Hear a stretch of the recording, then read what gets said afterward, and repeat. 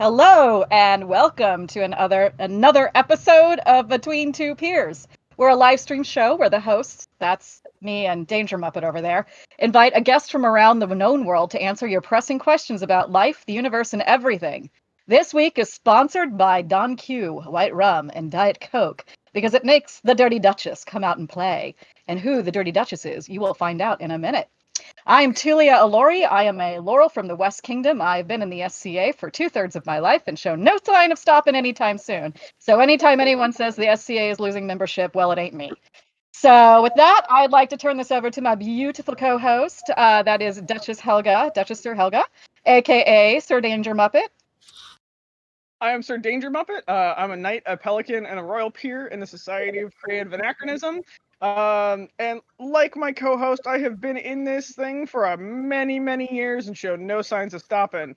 Also have gathered some stories around it, and one of them, at some point, somebody should ask me how I became a Pell, because it was in telling the establishment to go fuck itself. So, with that, I would love to introduce our guest tonight, who's the Dirty Duchess. Would you like to tell us a little bit about yourself? Why, hello, everyone. Yes, as my amazing hosts have said, my name is the Dirty Duchess, aka also known as Duchess Siobhan Ininwi. I am a Rose of Drachenwald and a Duchess of Drachenwald. I currently live in Æthelmearc, where I've also been blessed to be queen 2 Pennsics ago as well. So I am a Laurel of Finnish Iron Age and an all-around Shenanigator. So that's me. Well, welcome. Well, we are very excited to have you on the show. Pre-show was funny, guys. I need everybody to buckle in for this ride, because it was already starting to get sassy. So yeah. So with that, I'm going to remind everybody of the drinking game. Drink whenever a host or guest uses a non-STA name when referring to somebody else on the show. Drink when we deleted that rule. Sorry, never mind. I'm just deleting that real quick. My bad. Drink when somebody says, "Before I was a peer," "In my kingdom," or "When I last reigned." I'm so glad I'm not the only one going to be penalized at this time. When somebody calls for a soapbox or uses a soapbox. And when somebody mentions spice sprinkles. And with that, we can roll right into the questions. Okay. So I've been informed that there's some sort of reverb or something happening that's possibly coming through my mic. If this is happening, we're working on it. And just give me a minute, but we're going to get through this first set of questions before I can deal with it. So first question is from Reinhold. What was the coolest, most meaningful, and or most inspiring moment you were able to witness in the SCA, or that you were just a bystander for?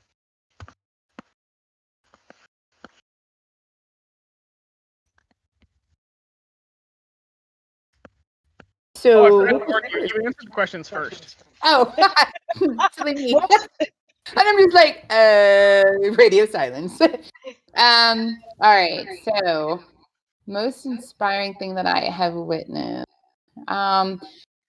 It's that is a really good one. Honestly,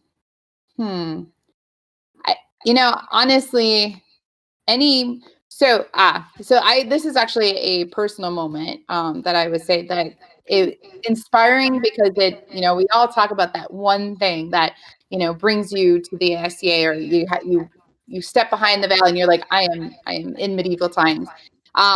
So background on me is that I met my Duke Sven at Pennsic 39, and 9 months later I moved to Drachenwald. He was from Sweden, and craziest thing I ever did in my life. And I moved in April, and by that fall he made me Princess of Drachenwald.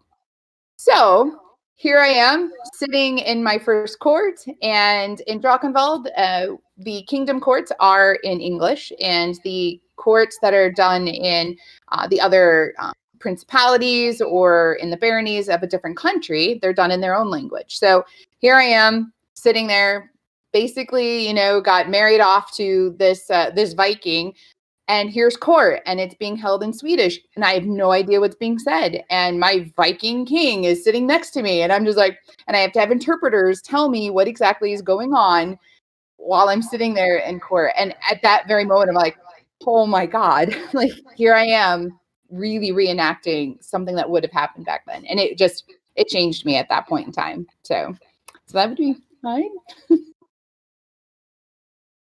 Nice. Helga? There is so many actually, like, because the SCA is super full of them, and so I ground on this question, and like we chose this question, and I was like, oh god, I'm gonna just deer in the headlights at it because I've seen so many cool things in the SCA, and I realized that I'm gonna deer in the headlights at this.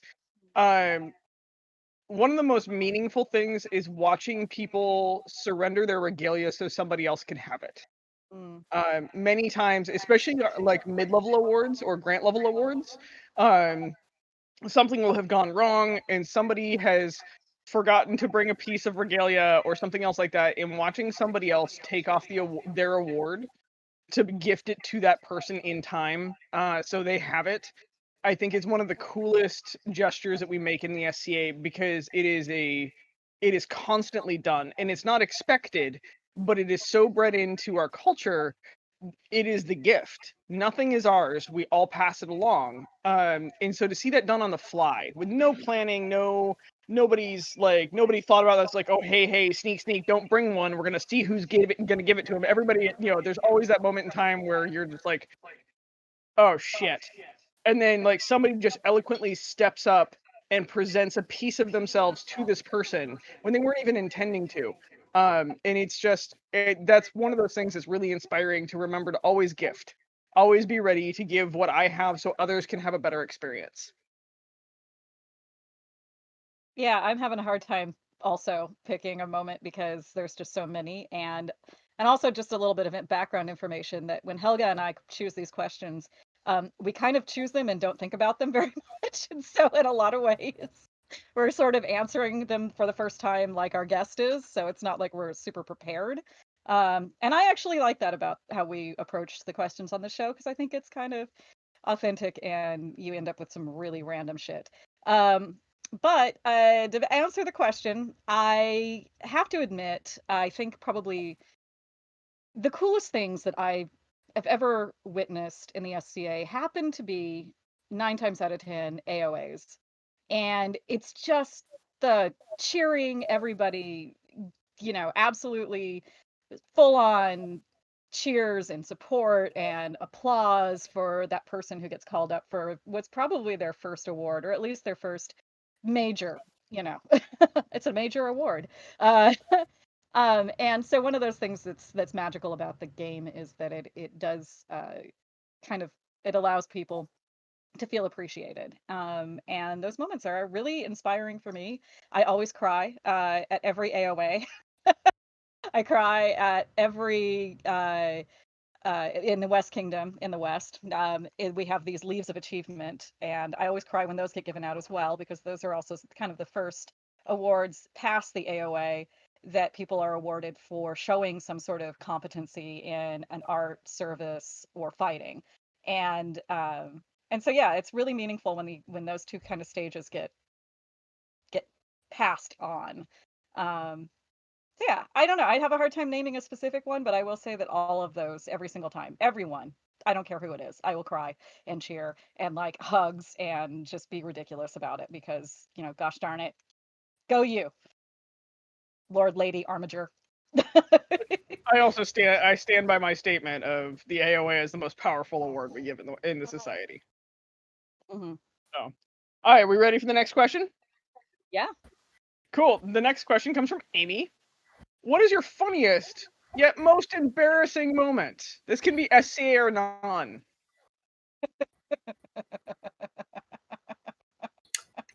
Do I go first again? Yeah. You go first every time. You could pass if you need a chance to think about it. You can. Oh no, I have many. Okay. I just gotta choose one, I guess. Damn. Let's see here. So my very first most embarrassing moment is that I got kicked out of my first Pennsic. Embarrassing. Oh, no. Yeah, so underage drinking was a thing. And Yeah, I got caught. There was some people down in the box smoking a little something, and I was by them close enough that between my alcohol and that there was a storm coming in. I power walked from the bog, got back to camp to my little tiny pop up, and hyperventilating, and nobody could get me to calm down. And the current Queen of Æthelmearc was a good friend of mine, and she tried her darndest. She's like, "You don't want to go courage and point. You do not want to go." And I'm like, "I can't stop. I have to." And I was 19. Like, she's like, "You don't want to go." I'm like, I can't. And then there I went. And sure enough, they're like, they got me a couple bags of fluid, and they're like, "Yeah, so," and I'm a horrible liar. So they're like, "Have you been drinking?" And I'm like, "Yes." And so they took my Mad Dog 2020. And and then, yeah, because at 19, that's what you could get. And I think that's the embarrassing part of this story. Okay, fair point. Yeah. You got me. So what's really bad is that I actually didn't drive to Pennsic. So it was Saturday that I got kicked out, and that was when people still stayed till Sunday. So my driver had to make a decision, either drive me back home and then come back, or also break down and leave with me. And so that's what she decided to do. It was a long ride home. But with that being said, it was also the year that the sky turned green at Pennsic. So it was a good thing we left when we did. So yeah, Wow. that's just one. Oh God. Well, I'm glad you didn't die. So Yeah, I'm glad you didn't die too. Also, good on you for not lying, but also, man, as a 19-year-old, you should be able to lie better than that. I know, like Her Majesty Leonin, she tried. Yeah. She's like, "You don't want to go." Yeah, don't go. Also, that's the reason why you have friends that are EMTs that can just hit you with an IV bag in camp. Right. As a nurse now, I'm like, I got you. Yeah, but when push comes to shove, Yeah. At least your friends were looking out for you. I mean, not only were they like, "You don't want to go," but when it was clear that you had to go, they were like, "Okay, well, let's go." That's good. Yeah, it's fair point. Yeah. So. Okay. Yes, Oh no, sorry, Sassy. Yeah. I don't want to jump you. My bad. Oh, you can jump me anytime. Tee. Is it this type of episode? Helga's feeling predatory, and for whatever reason, that just brings out like the ridiculous levels of flirt and sass in me. Yeah. You like baiting me? I do. It's so much fun. I'm a terrible human. So I of course have many embarrassing moments. I am I'm like kind of struggling. Do you want one that like it's not so much funny, it's more cringy and it still keeps me up at night, or do you want one that's actually funny and like, "Oh my God, you're ridiculous"? Let's go with "Oh my God, you're ridiculous." Okay. The "Oh my God, you're funny, Alex. I don't really think I have my spit my drink out funny embarrassing stories. I definitely have, because weirdly my like levels for embarrassment are like very variable. Some really dumb shit I've been a part of or like actually created in a circumstance, and it doesn't embarrass me at all. And I'll just be like, "That was ridiculous, and that was probably stupid." And I'm sure people really are just like, "What the fuck, Tulia?" Hey, whatever. And then I also have this like weird gift about like embarrassing things where a lot of times they'll happen and then they become erased from my memory and I never think about them ever again. But there's like two very main instances where one is like, holy shit, I still think about this and it's like over 10 years later and I am such a like asshole. But then the other one is I still think about it and laugh because it was ridiculous. It was last year when we went up to Oertha for June Crown, and we stayed with lovely Sir now blanking on his SCA name, Bertrand. And yeah, you were with Bertram. Yeah, and he is a wonderful man, very sweet guy, very, very like super accommodating, very hospitable. And one night we went out and we got pretty drunk, and we get back to the house, and I don't know, I think I go to the bathroom and I come back out and I'm not really looking like where I'm sitting, like in my brain, I'm like, "Oh, well, there's a shape of a person on the chair and a shape of the person on the couch." And I immediately just kind of like fling myself like and curl up right next to the person on the couch, like just, "Hi!" And I hear this voice from the chair, "Sarah?" And I look up and I'm like curled up, like snuggled right up against Bertram, and he's just like, "Hi." And that was the moment where I was like, okay, going to bed. That's my cue to get the fuck out and stop drinking and when I'm confusing people for shapes. It's cute, and I laugh about it. We all laughed about it. We thought it was funny, and just hearing. I've seen you that drunk where you're like a human like cuddle missile. I really am. I mean, like I literally dive bombed cuddled him, and he was just like, oh hi, and I'm like, friend. But yeah, that's my funny, silly like embarrassment. I'll just briefly tell you because I've teased it enough times. The one that keeps me up at night is the time not in the SCA. I was out at this fancy dinner with my friends in London, and I was describing somebody's ex-girlfriend in less than glowing terms, and out comes it in my mouth to one of my dearest friends. Oh yeah, she's what did I say? It's like she's kind of like your size, but I think I said something like she's kind of like your size but fatter. Like but it was in such a way that I kind of made it obvious that, she was on the larger side, my friend was on the larger size, and I was like, oh. And she's never watching the show. She's not in the SCA, so. But yeah, that one still keeps me up at night. Yeah, and I was just like immediately set my drink down. I was like, oh fuck, I'm so sorry. Weirdly enough, alcohol played a part in both of those.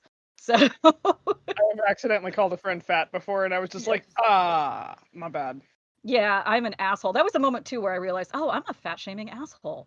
Like this person that I don't like, that should not be like the number one quality about her that I use to describe her by, because she's got other awful qualities that really are more important than like how big she is. So it was a learning moment. So the how to shame people properly moment. Right. Shame them for being dicks. Don't shame them for being a size or anything, whatever. Yeah. Oh my god, that needs to go on a shirt. I'll massage that into something. I'm gonna tell you my most embarrassing / hilarious mundane moment. Mm. So imagine me in college. I am 18 at this point in time, full of just piss and vinegar. And our econ class had one of the main computer rooms crash. And so we had to go to the public library in like itty bitty little college. I would like to note that I went to Feather River College for my 2-year degree because be smart, go to community college for all your your undergrad stuff. Like just fucking do it. Yeah. Same. Like don't spend the money. Like just go there, transfer your credits. Yeah. So we're now in the public library and we're doing this, like we have to do a breakdown that has multiple levels of interest that we're compounding on one loan and it's broken up and blah blah blah. So we're all being very serious and like typing away. My friend next to me giggles anytime you fart. This is gonna like roll into this. And I'm like, oh, I have one to brewing. And so I look at her and I've got her like Pavlov dogged at this point in time because I figured this out and it's one of her triggers. So I've got her Pavlov dog. So I like make eye contact with her and she's just like, no, don't you fucking even. And I thought it was gonna be like a little and like we'd be good. Like it would be between me, she'd get in trouble for laughing, and then we'd go from there. Nope. What came out of my ass was a catastrophic trombone of just hate. Also, it is compounded by the fact that I am sitting in one of those stupid little bold plastic chairs. Oh, so now I'm sitting on something to resonate it. And so my dumbass brain goes, oh god, and I snatch the chair. So I've now snatched myself into the chair, but I'm laughing so hard that I am now just farting harder. And my econ teacher, who is a very poised man, who has to deal with me, I would like to note that like, if you can imagine me at 19, I was just as bad as I am today. I'm just less eloquent and way more redneck. And so now he's dealing with me. I am now in peals of laughter because my friend can't breathe. She literally is laughing so hard she can't breathe. She has got the keyboard like she's trying to strangle it. Like so she's got a wired keyboard and she's just hanging onto it. And I'm just like I'm waiting for it to break. I'm waiting for it to like snap and keys to fly everywhere, which it almost did, by the way.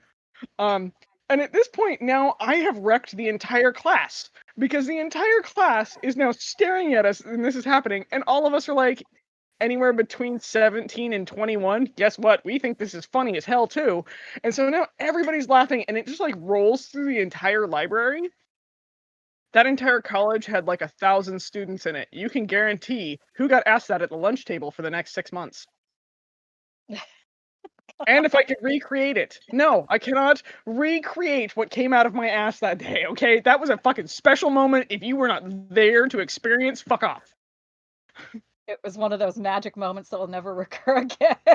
Yeah, but man, like, I swear to God, daily people would come up and be like, are you the chick that did... Yeah, yes I am, okay? Like, unless you're hitting on me, bringing me a beer or a Red Bull, go away. So, there you go. Is the butt megaphone of in the college library. All right. Next question. So this one comes from His Majesty Uther of the West Kingdom, our vaunted king. How much do you think of doing period or good history reenactment with your kit and garb versus just doing fun SCA things?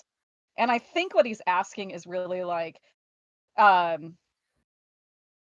you focus more on doing the authentic stuff or the fun stuff, or where is that divide?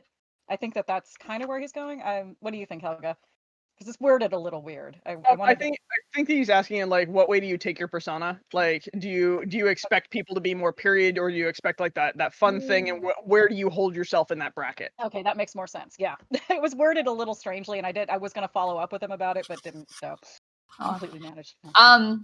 I will definitely say that when it comes to other people, I'm like, you wear what makes you do you, boo. Like, whatever makes you comfortable and whatever you're happy in, then I don't expect you to be walking out like you walked out of a painting or, a carving on a stone or whatever. I don't expect any of that from anyone. Myself, it has developed over years. And honestly, it has developed mostly after I had lived in Drachenwald and had an opportunity to obviously see things firsthand, not in a book, not on the TV screen or whatnot. And I then was given the knowledge of what has been done in period, what wasn't done in period. And I then started to get excited about actually putting something together that is more authentic. And I now find myself, going through my closet going, I can't wear that with that because that's not the right. But it's because it makes me happy to walk out and feel, complete. And now some days I've definitely changed what I'm wearing, that it wouldn't necessarily be period. I'm more, laid back, especially because I do a lot of Finnish with my, my specialty, and they wore a lot of wool. You don't wear a lot of wool at Pennsic. So I, just basically put on an underdress, an apron, a Finnish apron, and a headdress, and said, you know what, this is my laid back Finnish, because I have to like down it a little bit, but it's still, still the period stuff, but it's not walking out like I normally would. So it is developed, but I absolutely do not expect anyone else to live up to that. I am like, you wear what makes you comfortable, and I will not check your seams. I will not care. I will not. Now, if somebody asks me like, how do I look, and I'm going to be like, are you comfortable? I mean, well, when it comes to Finnish, though, I will say, if someone asks me like, oh, how does this look? And if it's Finnish, I'm like, you did an amazing job. I always start with positive, because I want to encourage people. The minute you give them a bad review or, like, I wouldn't have done that, they're not inspired anymore. And they're like, oh, and they're going to be sad and walk away. So I'm all about just making sure they are happy with what they did. And if they're looking for more information, I kind of feel it out. If not, I'm gonna let you do you. So that's me. Helga? Oh, I'm just gonna say, look at my face right now. That kind of says it. So I absolutely adore my friends that do super period stuff. Like, I am blown away by their research. Like, I love geeking out with them about it. I love taking part in some of it. So like I volunteer to be like a Garby doll, or I've got another friend that's working on doing some period horse manuscripts where I'll probably end up going and being the writer. And so she can actually do some of the period instructional stuff. And so I absolutely geek out on that stuff. And I appreciate it. I also appreciate those people that show up in Crocs and a utility kilt and I hope your mic was hot for that. Oh yes, so yes, I am talking about my Wonder Twin. And I bought off the rack like white pirate shirt, carrying around a leather mug. Like, I give zero fucks. Did you pay your gate? Are you having fun? Are you bringing atmosphere? Like, that's where I'm at for like the spectrum of the SCA. Like, I'm actually a huge fan of our fringies. I wish that we had developed more appreciation for them before we lost so many, and created a space, because they belong also. And I hate to say it, being all the way upper end, being able to go hang out in a fringe camp is amazing. Where it's like they give no fucks about status or what you're wearing. And also, it's a great recruitment tool. A bunch of those people are eventually going to come into the deeper end. They're going to get into that research. They're going to find their like weird SCA obsessive hobby, because everybody has one. And then they come over, and then they're a part of the Eric culture or that other culture. And so I think that we need that in the SCA, and I really want to figure out how to promote that more. I can talk a lot about that, having bridged the gap from fringe to mainstream. Yeah. So for myself, I try to walk the line. So it depends on like how in the spotlight I am. And so like as queen, I tried to tone it down a little bit. I tried to make sure that the stuff that I was wearing matched. What was that? That was a drink. Oh, damn it!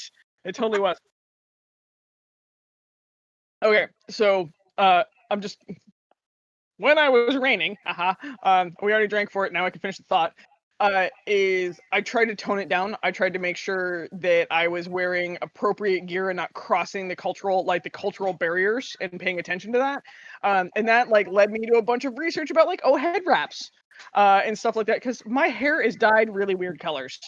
As you all know, my hair is like bright pink.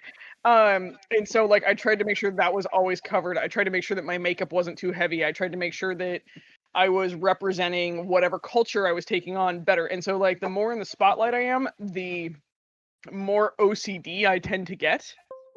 And the out of the spotlight, then right now I'm wearing some heavy makeup. I'm having super fun with my little weird at home COVID goth phase. Like, fuck it, why not? Also, I'm hoping that there's a couple people that will understand that they can do this too.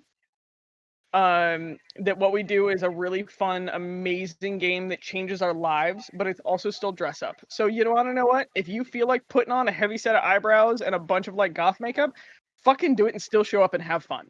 Because that's what I'm gonna do. And anybody that stands in my way and tells me that I can't, well, I'll hand them a drink and have them explain why. And then probably still tell them, nope, you didn't change my mind. So, I just have so many feels about this, because I feel like this is specifically something that I've actually dealt with over the scope of my SCA life. I started when I was 15 in a fringe, like a fringy fringe household. Like, we're not even talking anything that name dropping, if you were a Westerner from 25 years ago, that you would even recognize the name of. And I graduated into another group that became a little bit better known as a fringe household.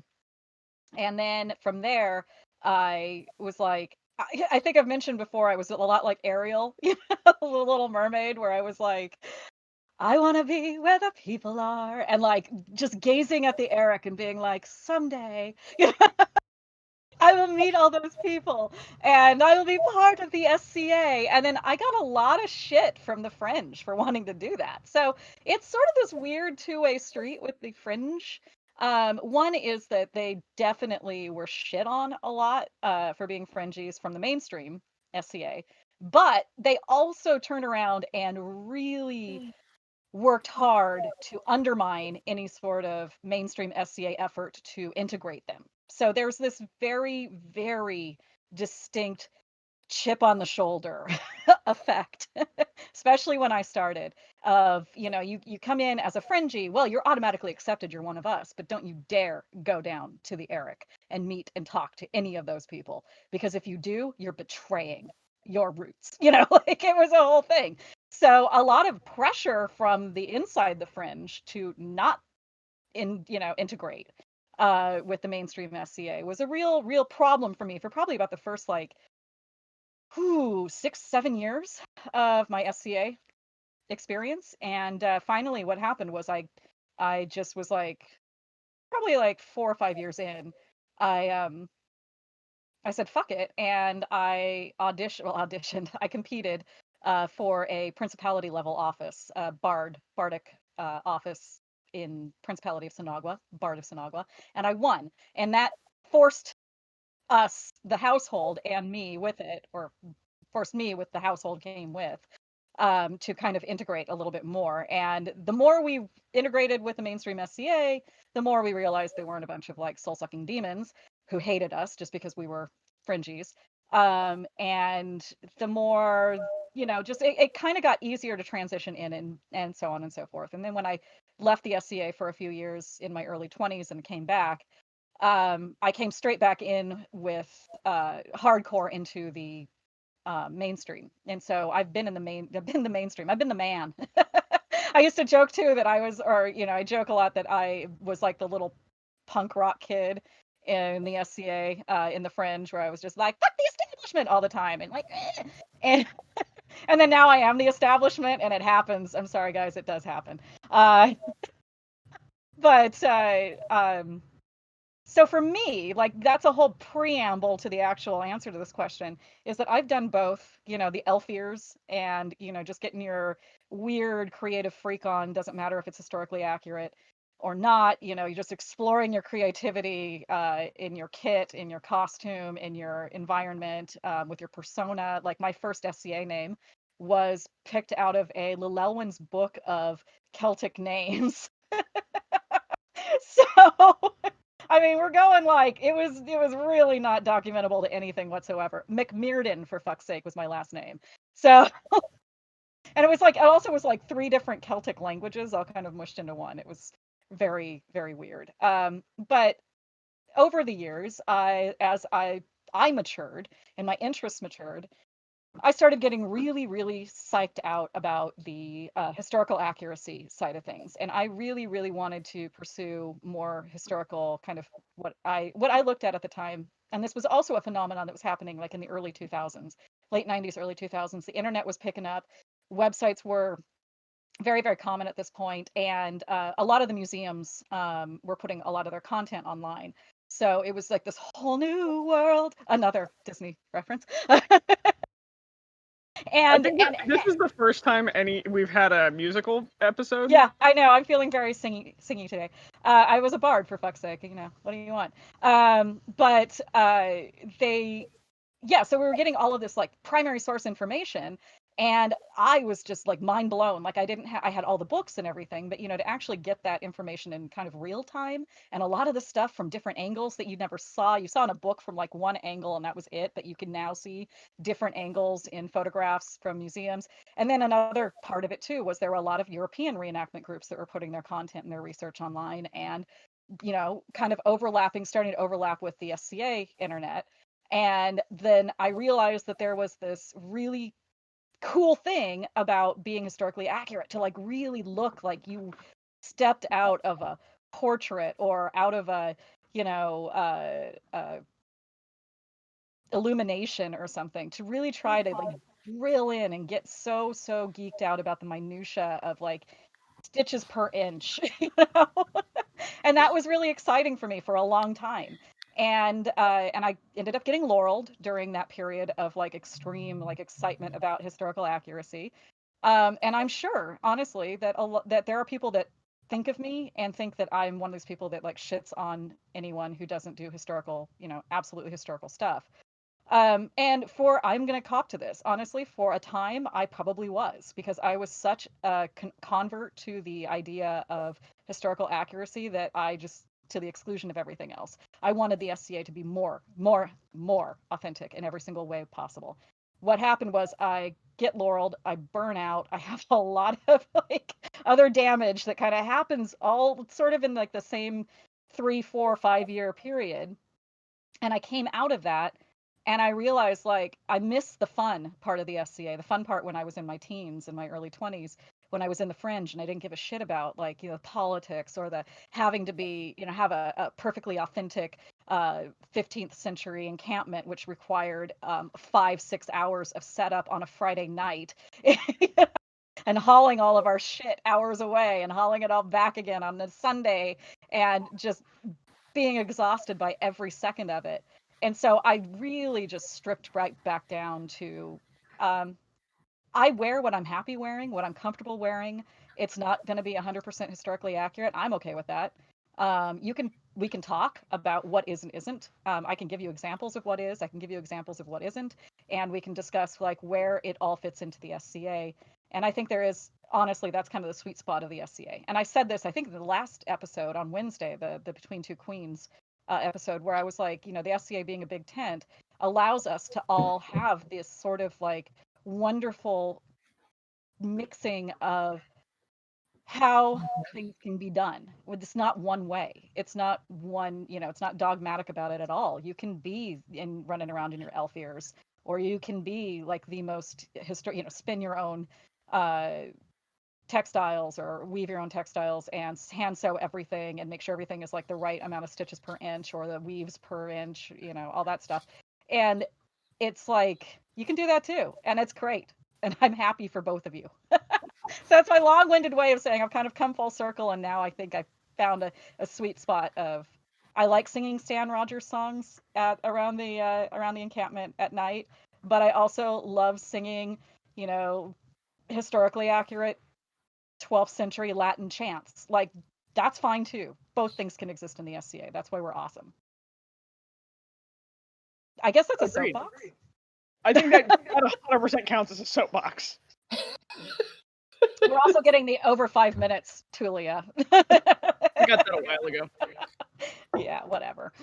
All right, we ready for the next question? Yeah. All right. The next question comes from Eric of the Two Ravens. Did you want to be a peer when you first joined the SCA? Part number 2. Are you actually that peer, or did you become something different? So I think anybody who starts in the SCA wants to be like, I want someone to carry my cup. Like, I want someone to like, do all these things. And they look like they're in the cool crew, Everybody, I think, wants to be at some point a peer. Now, if you were to ask my husband, Duke Sven, when he first started, he was like, I'm going to refuse all the awards. I don't want nothing. And now he got them all. He's a quadruple peer and just like, Yeah. But yeah. So in the beginning though, yeah, no, I wanted to be a peer. Now I also had good experiences with peers and bad experiences with peers. And that has shaped, honestly, who I think I am as a peer. I think I have, as far as I can tell, become someone who I am proud to be. I try to make everyone have a good time whenever they're around me, or, never have that unapproachable type of personality. I think anyone, for the most part, I feel that meets me, they could just walk up like we're buddies and let's have a drink. And like, what is this thing on my head? Psh, it's nothing. Like, so a good example of this is we had a random person message our barony, and they were coming from Anstiora, and they were huge Pittsburgh Penguins fans, and they had just won the Stanley Cup, and they were going to have this big thing in our city, and they were like, we want to come, this one random person from Anstiora, we want to come, and is there like crash space, like a couch or something? And my husband and I were like, yeah, crash at our house. We don't know who you are, but that's fine. You're SCA, you're family. So they showed up and late at night, and they were only staying for the weekend. And so they came in and we said, hello, we got to work in the morning, but here's our house. And we had a bed set up for them in our basement and whatnot. So the very next day we come home from work and they did their thing during the day. We come home and the person was like, you did not tell me that you were Duke, Sven, and Duchess Siobhan. We're like, what does that matter? Like, we're not going to open the door and be like, bow.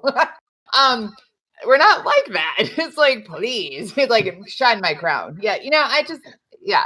So we've never been like that. And we kind of laughed about it and said, no, this is just who we are. We're Sven, we're Siobhan, we're people. And yeah, we were lucky enough to do things to earn these, these cornets or these accoutrements, these, belts and chains and such, but we're just people having a good time. So, yeah. I guess I answer next, right? Yes, I can't say I wanted to be a peer when I first joined the SCA, but I did find my very first event. I found out what a Laurel was, and I was like, I want to be that. Like, that sounds like the thing I want to do. And I didn't have any concept of what a peer was or like what it, all I knew was like this group of people are very, very good at this or whatever art that they're good at, and the SCA rewards that. And I was like, well, that's cool. I really want to do that. I never had bad experiences with peers until after I was a peer. I've had a few of it. But beforehand, it was pretty. I was lucky. I was pretty lucky to get some pretty chill peer influences, and so I did, I guess, once I figured out what it meant to be a peer, it became really important to me to get that accolade, the Laurel accolade, and then the peerage aspect of it started to take shape, and I was like, oh, okay, yes, I do want that. I want to be someone really special. And I had a lot of really stupid ideas wrapped up in what that actually meant, not really understanding that it's a job description. It really is. I'm not even, and I remember when people would say that to me when I was, before I got my peerage, that, oh, it's a job description. And I'd be like, yeah, well, you still get to be special. Like that was kind of my mentality about it. And then I realized after the fact, it's like, no, you get to be a target. You really just get to be a target for people's hate, for people's anger, for people's frustration, for all sorts of a lot more negativity thrown at you with good reason, because you are considered a pillar at this point of the SCA's establishment. And yeah, duh. It's not a bed of roses. It is a job. It's hard. And it a lot of times is not fun. Did I think that I became the peer I wanted to be? No, I don't think I did.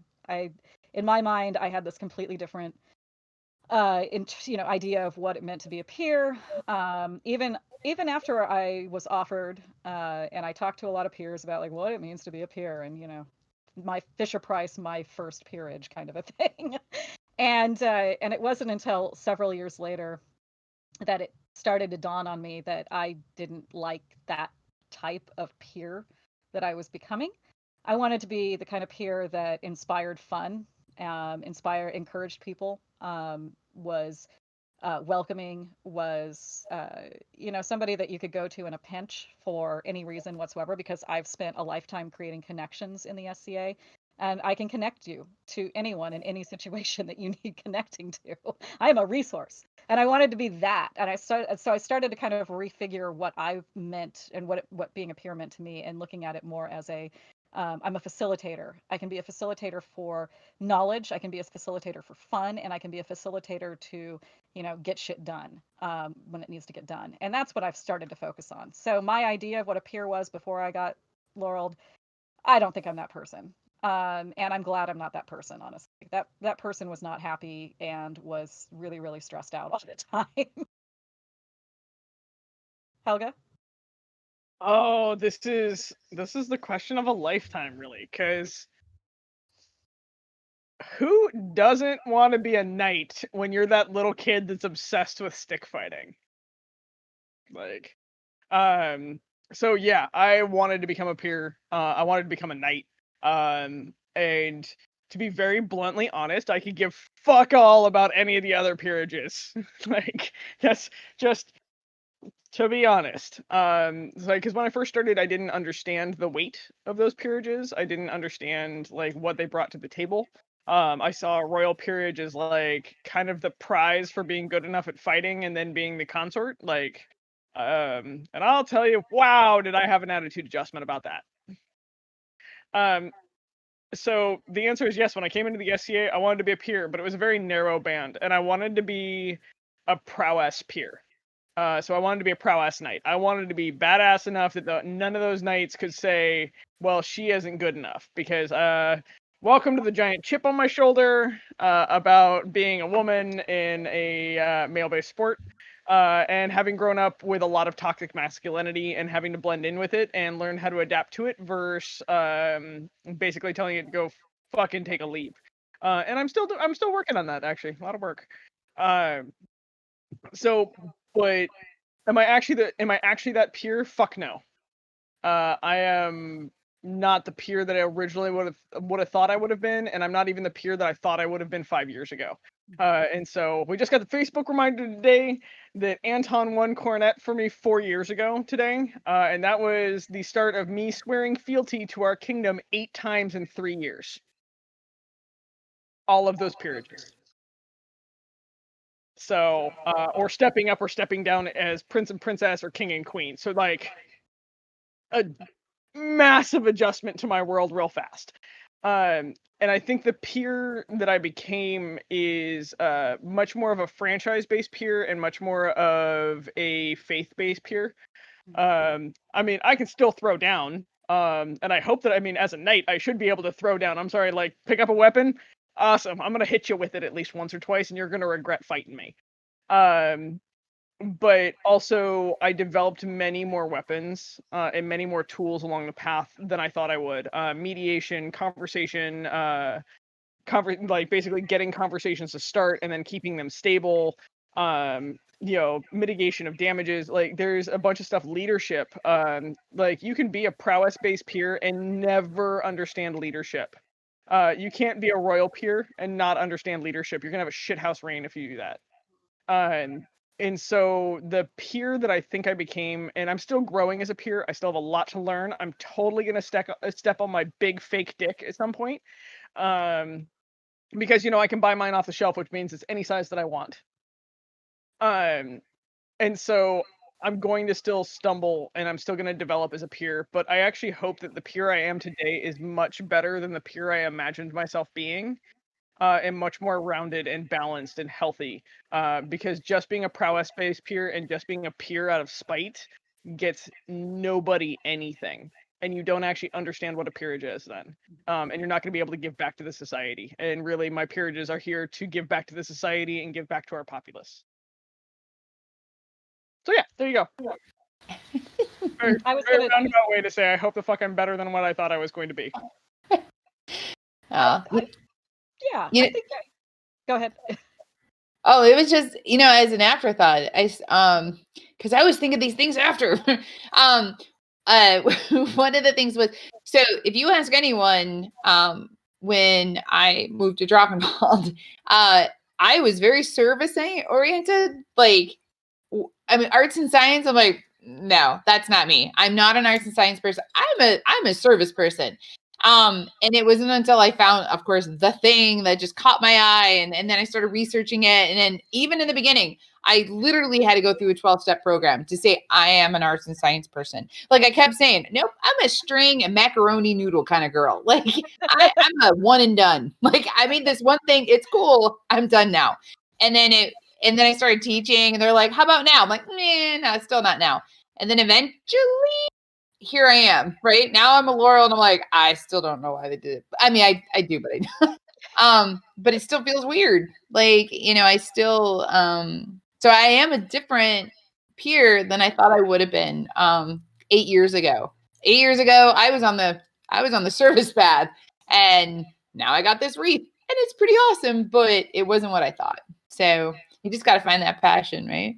Yeah, and I think I'm also at the 8-year mark with my Laurel as well. And I've gone like the entire gamut of like, emotional spectrum on how to grapple with the reality and the weight of the responsibility that it Oh, no, places. I'm a baby Laurel. Like, Oh, you would like okay. literally this weekend is my 1-year anniversary. Oh, you are a baby. Aren't you cute? I am a No, baby yeah. Laurel. Yeah, I'm like a little sprig.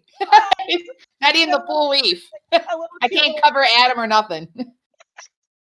But yeah, it is weird to me too that when I think I felt like the most empowered when I first like within that first year, I think I really felt the most empowered, maybe first 2 years. And then it And was I got COVID. So it was a slow dismantling though, actually kind of more rapid dismantling of like that empowerment came real fast hard on the heels after like year 2. And gets led, a lot of it is also probably personal life stuff. I'm not the same person I was at 32 that I am at 42. So there's that difference there. And yeah, it's a real big learning process, and you gotta be able to roll with it. I think that's my roll. Yeah, rolling. So I think I heard the splash of a lake somewhere. Dun, dun, dun. Oh my gosh, it's a huge sticky note. I would like to note that is a very large sticky note. That's And there's what more you on said. I dropped it. The Lady of the Lake is awesome. Okay, wow. So I would like to note this is tonight's sticky note. That Oh, is ooh. big time. Is it 9 inches? It probably looks like it. Hang on. Actually, it's 8.5. Oh, okay. Manageable. So, Okay. weird Raya trick. That span is exactly 8 inches. Oh.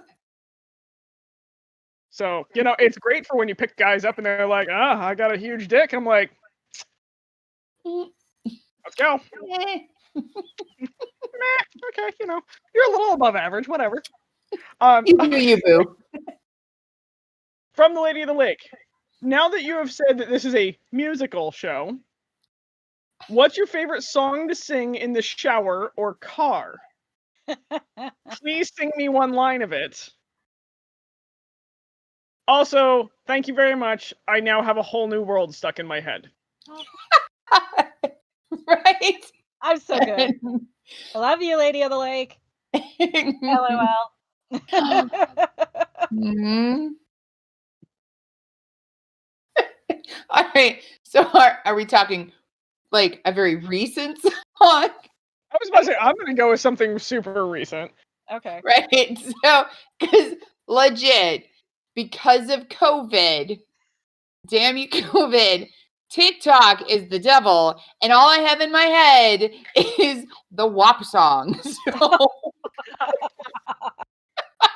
right? Between that and like, Ludicrous, face down, ass up. That's the way I like. Anyways, so.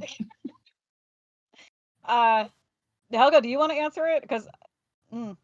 Oh, yeah. So I've got a couple of them right now, and they're all very theme-based, by the way, because I process. So I have.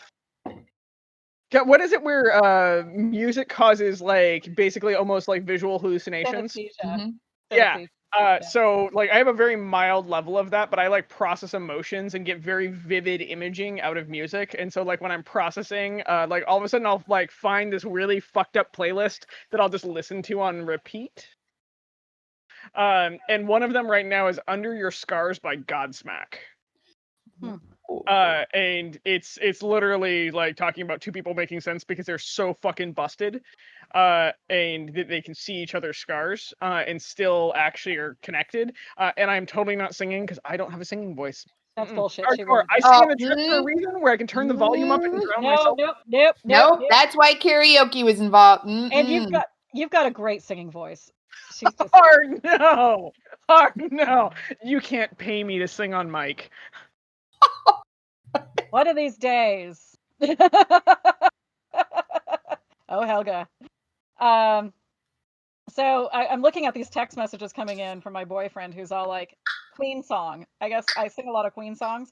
And I'm like, which one? And he's like, all of them. And I'm like, I know. So which one?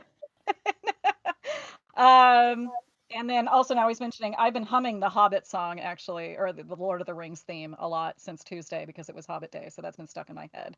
But I guess favorite songs to sing in the shower or in the car, like if it just comes on and I just gotta like fucking belt it. Stan Rogers.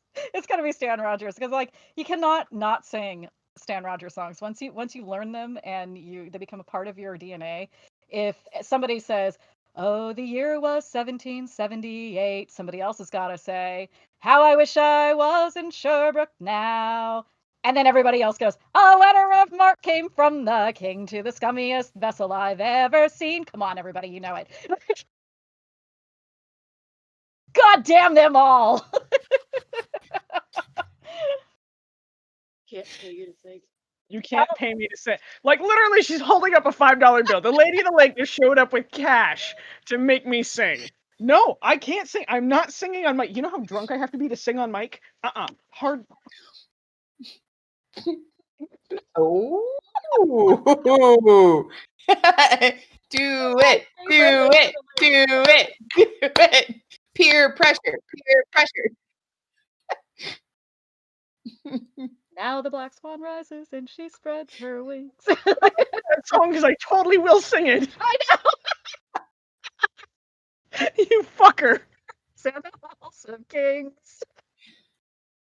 By the valley's richness, by the mountain snow. This is our Sinagua, we have made it so. Come on! Yes, I got the middle finger. Mission accomplished. The lady in the lake. Awesome. This is a great question. I enjoyed this. I'm actually blushing right now. Oh, high five, Siobhan! Yeah! Yes. Mission accomplished. Damn it. I also want to note that Carius has a sign up on his screen right now that nobody else can see but us. It says, "I'm a creep. I'm a weirdo. What the hell am I doing here? I don't belong here." Which I hated that song when it first came out, but I super identify with it. Hardcore. There's some songs that when they come out, I'm just like, I don't like this song. And really it's my brain being like, those lyrics are you, bitch. I know. And that was all of like Pearl Jam. Like immediately I hated Pearl Jam the moment they hit it big. And then like 10 years later, I go back and I listen to everything. I'm like, fuck, this is really good. That's me with a lot of music though. I gotta hate it. I gotta go through the hate phase and then I get to the no, for real though, I actually love this fucking song. I'm gonna listen to it on constant repeat for like, the next month. So all right. I think we should probably go to commercial because I think we're coming up on that. And when we get back, we will continue. In 3. Oh, everybody just make funny faces. 1.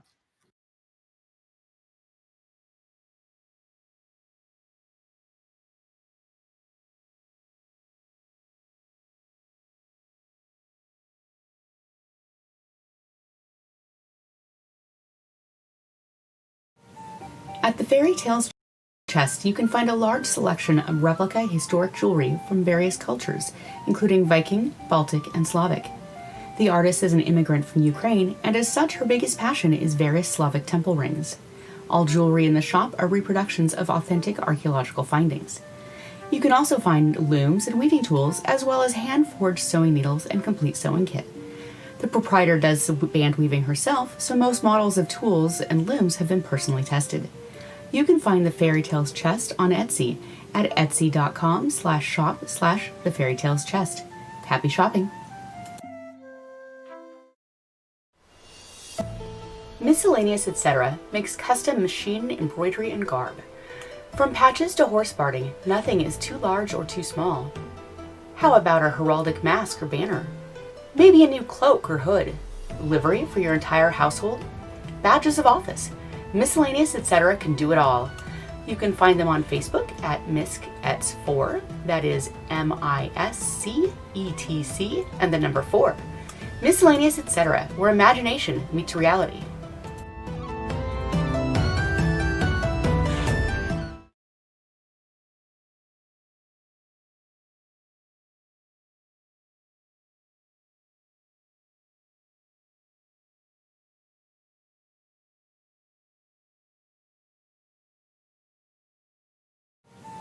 At the Fairy Tales chest, you can find a large selection of replica historic jewelry from various cultures, including Viking, Baltic, and Slavic. The artist is an immigrant from Ukraine, and as such, her biggest passion is various Slavic temple rings. All jewelry in the shop are reproductions of authentic archaeological findings. You can also find looms and weaving tools, as well as hand-forged sewing needles and complete sewing kit. The proprietor does the band weaving herself, so most models of tools and looms have been personally tested.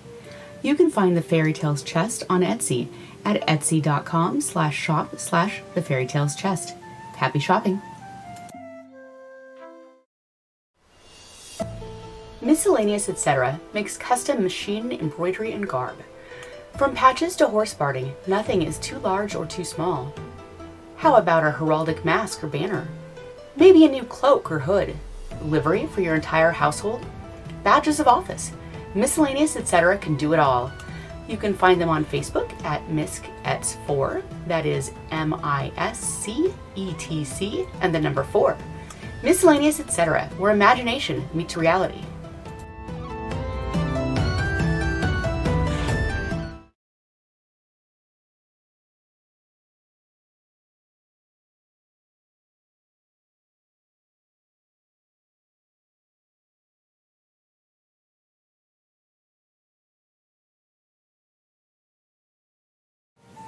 At the Fairy Tales chest, you can find a large selection of replica historic jewelry from various cultures, including Viking, Baltic, and Slavic. The artist is an immigrant from Ukraine, and as such, her biggest passion is various Slavic temple rings. All jewelry in the shop are reproductions of authentic archaeological findings. You can also find looms and weaving tools, as well as hand-forged sewing needles and complete sewing kit. The proprietor does the band weaving herself, so most models of tools and looms have been personally tested. You can find the Fairy Tales chest on Etsy at etsy.com/shop/thefairytaleschest. Happy shopping! Well, Hi. welcome back to Between Two Peers, and we had a switch. Well, it happened. So I'm going to remind everybody that, remember, for every 10 likes on the video, the doggo gets a treat. And so the last 2 videos produced a box of cookies for her and a Nylabone. Also, noted, anytime we hit over 100 likes on a video, I buy our tech crew a box of treats. Yep. So, Your Grace, have you enjoyed the show so far? I have definitely enjoyed the show. So is there what's time your for me to favorite speak question? out again? What was that? Oh, he's vamping. We thought we were going to get just a bonus peer. Right? We totally can. He's got good stories. Like Yeah. his nickname's the Porta Duke. Like there's all sorts of stuff with this one. That's awesome. Well, shall we carry on? Yep, it's It's me. yours at number 4. Yeah. So this one comes from Rusty. What is the most outrageous thing you've ever done at an SCA event?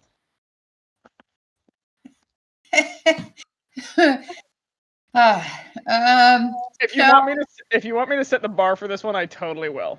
No, it involves. I got you. It's all good. So this involves Finland. So the most outrageous thing I've ever done is, so Finnish culture is very big on saunas. Okay. Yeah. And yes, and saunas are like just it's part of their life, their culture. So I went to my very first event in Finland, and I, as the American, typically, we're kind of prudish and and whatnot. We're hanging out at the sauna, and next thing I know, people are taking their clothes off, and I'm like, okay. And next thing I know, they're naked going into the sauna, and I'm like together, co-ed naked, and I'm like, oh, okay. So this is a thing, and of course, it is very like you don't have to. There's a a female sauna that's just females if that's what you want. But to them, a body's a body. It doesn't matter, and okay. And so here I am, like, straight from America, and I'm sitting there trying to drink my drink, and every time I had a glass, one layer came off, because liquid courage, right?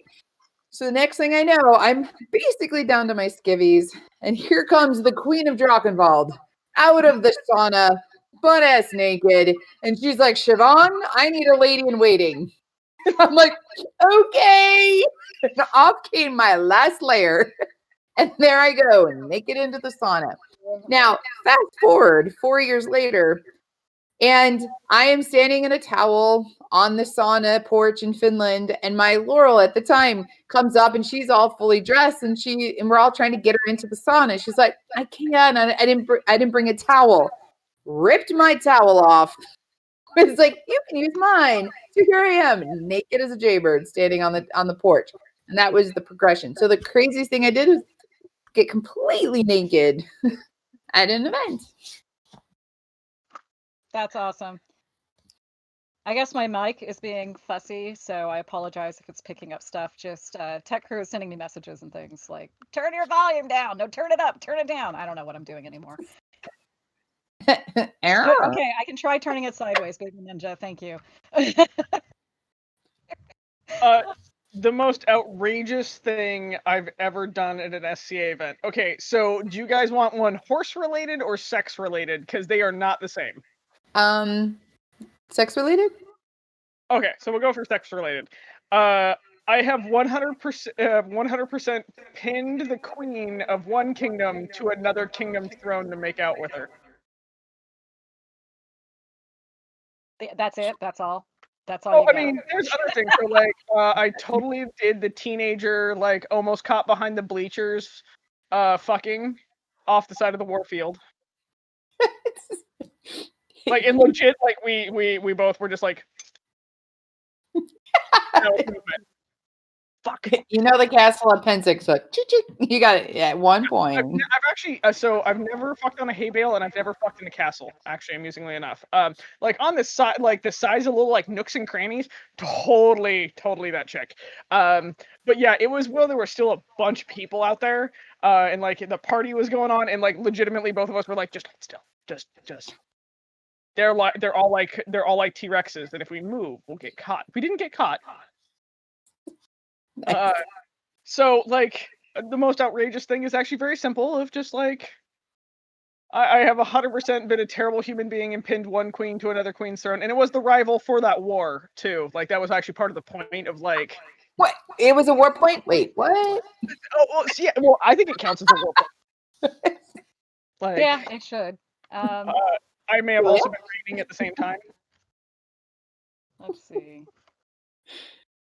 The most outrageous thing I've ever done at an SCA event. Fuck, I don't know. God. This is really hard. I am risk averse, and so a lot of times I'm not somebody who will do something, you know, out of propriety. I don't know. I honestly don't think I can answer that question because if I've done something outrageous, I never thought it was outrageous at the time. But you know, I suck. I'm also gonna suck answering the bonus question. By the way, I'm just letting you know. I'm boring. Oh. I don't know. Like this is the thing. Like you talk about outrageous stuff, and I'm always like, so I'm not the person who is humping on the rival queen's throne. That is not me. That's humping. It was firmly somebody else. It was firmly making out. I'm not the person who is picking bar fights or anything like that. No? I'm no. Are you feeling very attacked, Helga? I feel very called out.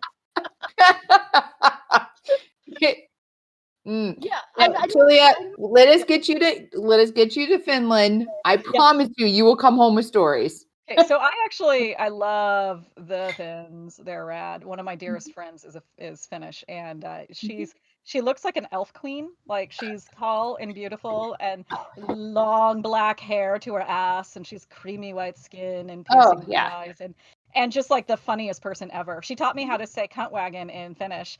Oh, do share. Viti vunkere. And she says I say it pretty well. So, viti vunkere. That's a handy phrase if you ever go to Finland. It's actually not at all. Sorry, it'll make no sense. People will be like, cunt wagon? Like vagina car? Like what? Like Right. So bonus. So Finnish word, something that is completely not sexual, but to us Americans. So their word for a bag is pussy. So Yeah. right, so they will have bags of chips, big bags of chips. They'd say mega pussy. There you go. I love language. Oh, this makes me so happy. For reals. Let's go to Finland. Actually, I've told my friend, I'm like the first place, like top 5 places we're going after we're allowed to travel, if we're ever allowed to travel again internationally, is I'm gonna show up at her house in Helsinki, and she's just gonna have to deal. So, Well, so a bonus is Yeah. that Ben and I are actually moving back to Drachenwald next year. So you'll have somewhere to go. cool. Are you gonna be in Finland, or are you gonna be? We'll be in Sweden, but we'll hook you up. Don't you worry. Cool. Yeah. I don't know. I don't do outrageous things. I just got a text message from my boyfriend that said, "This is easy for me." That question. He says stump, and I know what that means. Hey, I don't know if I want to tell that story though, because it's ridiculous. Okay, it's not me being outrageous. It was him being outrageous, and I was simply in proximity to his outrageousness way before I even met him. And I think that you did just stand there and watch, though. So you no, little boy. no, that's not how it happened. I'm getting another text. I'm like, is he gonna tell me not to tell the story? I don't care anymore. Fuck it. He brought it up. Oh, Do so it. are we ready for the next question? Well, I was gonna give the story. Do you want to hear the Oh, story? okay. I mean, because it embarrasses Thorfinn, and people love that, right? So, it's not really that embarrassing, actually. It's just ridiculous, and it was sort of par for the course for him in his 20s and 30s. Uh, I was probably 19 or 20, and this was during the was it Shoemaker-Levy comet? It was the comet in like the mid 90s that you could see with the naked eye. It looked like someone had Wasn't it taken a Hale-Bopp? smudge. No, Hale-Bopp? No, I think it was Shoemaker. Which one crashed? So they were right back to back. So Hale-Bopp, it might have been Hale-Bopp. I think it was Hale-Bopp. Yeah, it was the one you could see with the naked eye. It was probably like 1996, 97-ish. And he's like, I'll tell it in the after. Anyway, I'm just going to tell you my side of things. Okay. So my friends and I all wander out to a dark area of pasture on the site that we're at for like a Sinagua cornet or something like that. I think it was Sinagua cornet. And we're like looking up at the sky, and we're admiring the majesty of the cosmos, and it was this, beautiful clear night, but it was so bright out, and you could see the comet, and we were just like, wow, this is amazing. And I happened to like follow kind of the arc of like the comet down to like where the horizon is, and my eyes land like many, many, many, many feet away. Like I couldn't even tell you. It was a good distance, but all I could see were these two dark shapes with and I was like, what is that? And I kind of stare at it, and my friends and I are looking at this like shape in the distance, and suddenly it occurs to me it's like two people fucking, and we're like, oh my god. And and so many years later, though, that was my story for like many years, was like, oh yeah, I went out to go look at the comet, and like ended up like wandering into a situation where I saw two people fucking. Oops, I mean, it's the SCA, like, what do you want? And then anyways, many years later, we're talking like 20 years later or something ridiculous, Thorfinn's telling this story. We're not dating, we're just friends, and he's like telling the story about like this time that he took his lady out to have a romantic evening under the stars with the comet, and I'm like, holy shit, that was you. So that was that was like my synchronicity of the world kind of coming full circle at that point. So it was fated, I think. Yeah. Slowly drawing you two together. Yeah. I mean, like, there's so many of these moments where we met over the years, and I was always like, that loser. I was about to say that should have been your answer to the show Wednesday about the weird sayings. Is if you watch a man fucking under a comment, you are destined to be his wife. That would be so good. Oh my god, that would have been a really good answer. Can we like retcon that in? Yeah. Yeah. All right. So are we ready for the next question? Sorry, baby. Yeah. So the next question actually comes from both Tulia and myself. What is your advice for anybody new to consorting, and what is a thing you learned being a consort? New to being consort. So make sure you have breakfast. You are going to go through so many emotions throughout the day. I like to call it like the Super Bowl of of our society. Like it is, it's exciting. There's so many things happening, and you will go through many emotions, good, bad, many emotions, and prepare yourself for that. And so what for me, it was always make sure that you're there, because each fighter needs something different before a fight, and you have to obviously know your fighter. That sometimes they need a minute and they go off to the side, and you're just kind of by yourself and just kind of giving them their minute to kind of find their headspace before they come back on. So my advice is always make sure that you're there for them, and that they don't have to look for you. That is something I always make sure that if I am, when Sven is fighting, that I am always, and I tell him, I'm like, I'm going to try to be at the spot and that he doesn't have to look for me, because I don't want their head to be kind of like, where'd she go? And then all of a sudden it's like, lay on. Like, I don't want that to mess with them. So if anything else, don't make them look for you.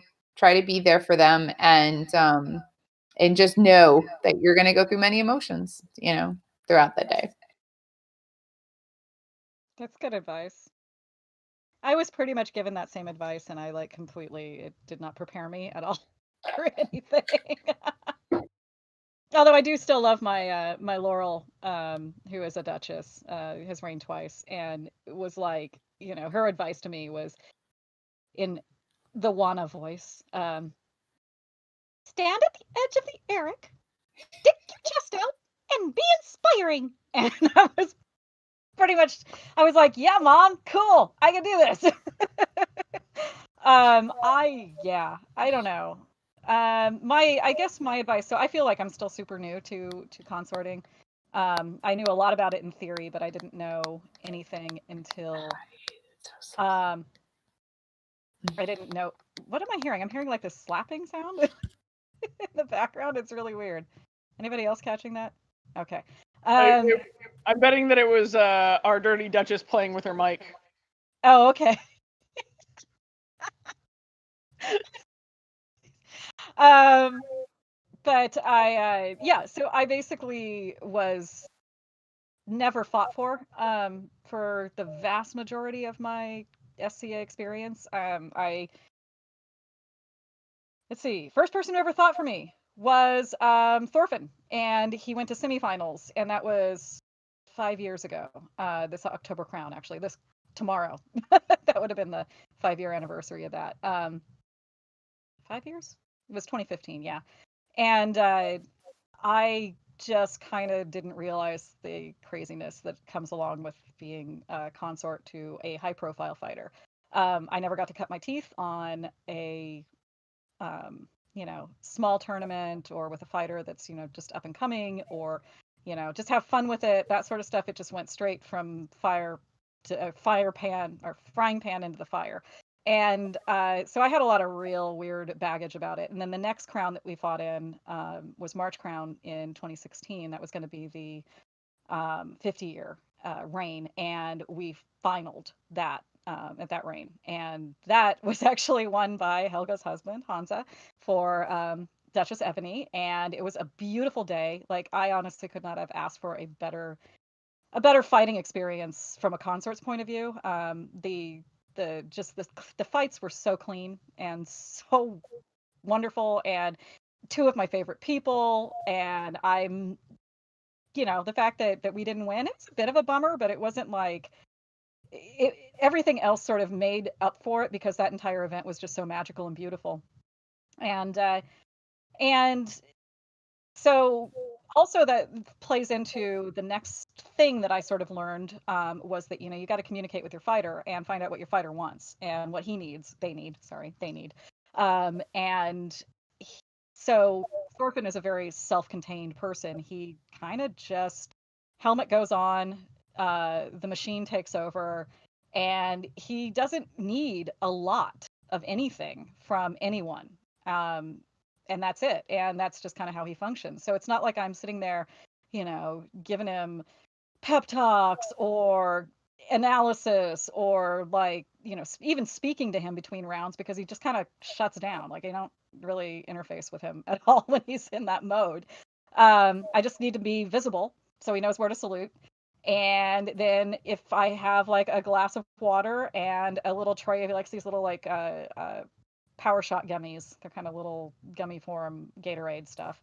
And he likes to like chew a couple of those in between rounds. And that's it. That's literally it until he's out of the tournament. And then we go gets a shower and we go party. That's it. So I don't know. I'm still kind of trying to figure it out for myself. But Helga, I'm sure, has a lot of really salient points about this that I lack because we've had many conversations about it. Many conversations about this. I have consorted a lot. And yes, I was looking at my cup like there's a hole in the bottom of it. I really fear that I have broken my Historical Glassworks glow-in-the-dark cup because there is a puddle of drink on my desk right now. And so I was trying to see if I could see it, and it doesn't look like it, but I think I'm going to reseal the bottom of this one. Yeah. Yeah, sometimes that little bit at the bottom can like crack just ever so slightly. Yeah. That's what I think I have done. Yeah. Which makes me really sad because I really fucking like that glass. It's a great glass. It's the Between Two Peers endorsed. Yeah, everybody on the crew has one. Yep. So about like advice that I would give to a new consort is have a consent conversation. And I roll back to this all the time. Consent. And literally treat it like you're negotiating a sex relationship of I'm into this, but I'm not into this. Because every consorting relationship is kind of new and something different depending on the people. So you might have a fighter that wants to do with it, like really needs their consort super present on the side of the Eric, and you're like, that's not me as a consort, actually. So we might need to renegotiate this. But if you find that out on the fly, there's many more things that can like you can hurt feelings almost where your fighter's like, well, why weren't you watching my fights? And then you'd be like, why didn't you tell me you wanted me to watch your fights? Like, I have other shit to do besides stand around and be your fangirl all day long. For some people want to be the fangirl. And it's all up to that relationship. So treat it like any new relationship, and have the conversations of your needs, wants, and desires out of it. And so you both are walking in with the same idea of what the relationship is. And start it early. Like, I don't care if they're a second round champion. Like, have that conversation with your second round champion. Like, I give no fucks. Have those conversations early and often. A thing that I learned being a consort, I am a shitty consort. I'm a fighter, or I'm doing arts, or I'm on horse, or anything else like that. I am not the person to manage a fighter. You want to know what I do as a fighter? I will starve to death, which means that any fighter that I am managing will starve to death. And so I really like Hans and I actually had like a growth phase about that, where he's used to very attentive consorts, versus I'm also on that field. And so we've come up with kind of a median ground where we both pay attention to each other's fights. It's important to both of us to be there for each other's fights. And the thing that both of us came to is that if somebody is still in the list, and the other one is knocked out, the other one isn't doing pickup fights until the other one is knocked out. Like, we are actually paying attention at that point. So while we're in the list, it's kind of like a Hail Mary. We'll see if we get to salute each other between rounds. But outside of the list, we actually hold off and like do the thing where we watch the fights go on and we stand there. And that was a little bit of a longer negotiation because neither of us understood we needed that until we didn't have that. And so I've discovered that I'm a terrible consort and that I should have that conversation early and often. So that's my weird advice. Mm. Yeah, it just comes back to consent and having a conversation and treating it like it's a sexual relationship, like so many things in the SCA that aren't even remotely sexual. I was gonna say, treat everything like a non-fucking BDSM relationship. Yeah. No, it's true. I can't argue with that advice. It's solid advice for so many interpersonal relationships, whether or not parts are touching. Yeah. All right. Was that one yours? That was yours. Okay. That was This one's mine. This one's from Thomas. What is the funniest prank you have pulled in the SCA at an event?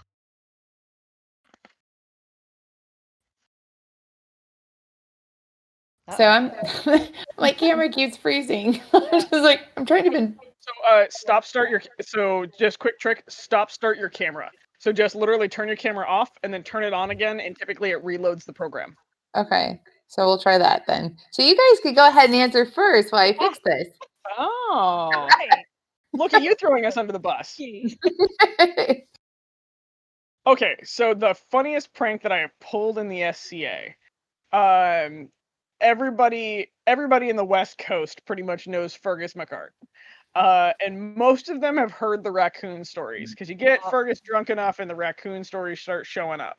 Are we getting him on the show? Has he agreed to be on the show yet?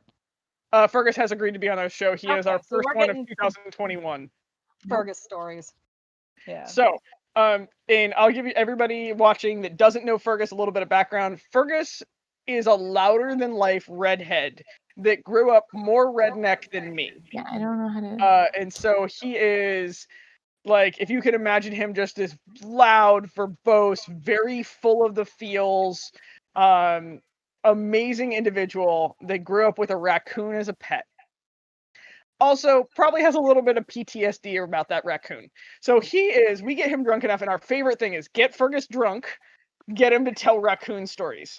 And so me and a couple other assholes got a raccoon call. Oh no. And so he is in the middle of this story, and he is talking louder than life. His hands are throwing all over the tent. He's telling us about this raccoon and his childhood and how everything else went along, and just super into it. And he goes to start into like the next sentence, and one of us shakes the raccoon call. So we have it hidden, and we shake it, and it makes this little raccoon sound. And Fergus literally gets super wide-eyed and like dead stops and goes, "Where is it?" And so we like hand off the raccoon call to like the next person, and like he's in there just telling this story, going at it, and then somebody else would squeak the raccoon call, and like it would just dead stop him in the middle of this story, and we didn't know what, like, he had no idea what's going on. He's also drunk enough that he can't really catch us. So this goes on for like 30 minutes. We at this point have now tortured this man into an almost panic about what's going on. And so like we just kind of like stopped for a little bit. We never let him know that we had the raccoon call until like we kind of like that fire breaks up.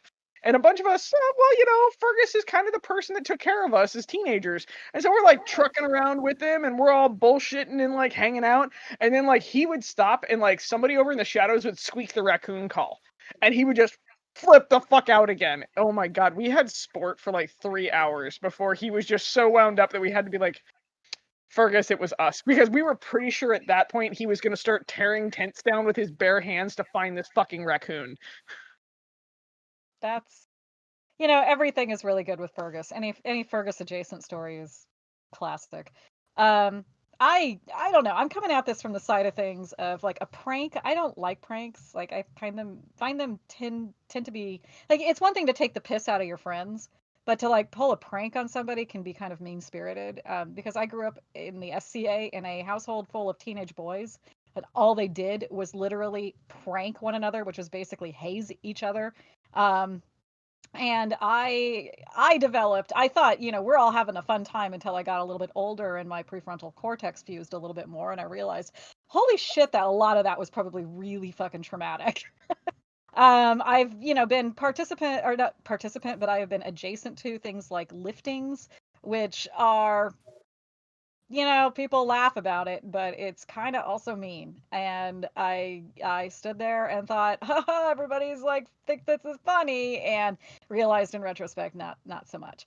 There was a kid that my friends early on in the SCA who just, I don't know why they wanted to fuck with him constantly, but they fucked with him constantly. And one of the big things that they did was they took his pup tent, his dome tent, and they actually somehow rigged it so it was in a tree.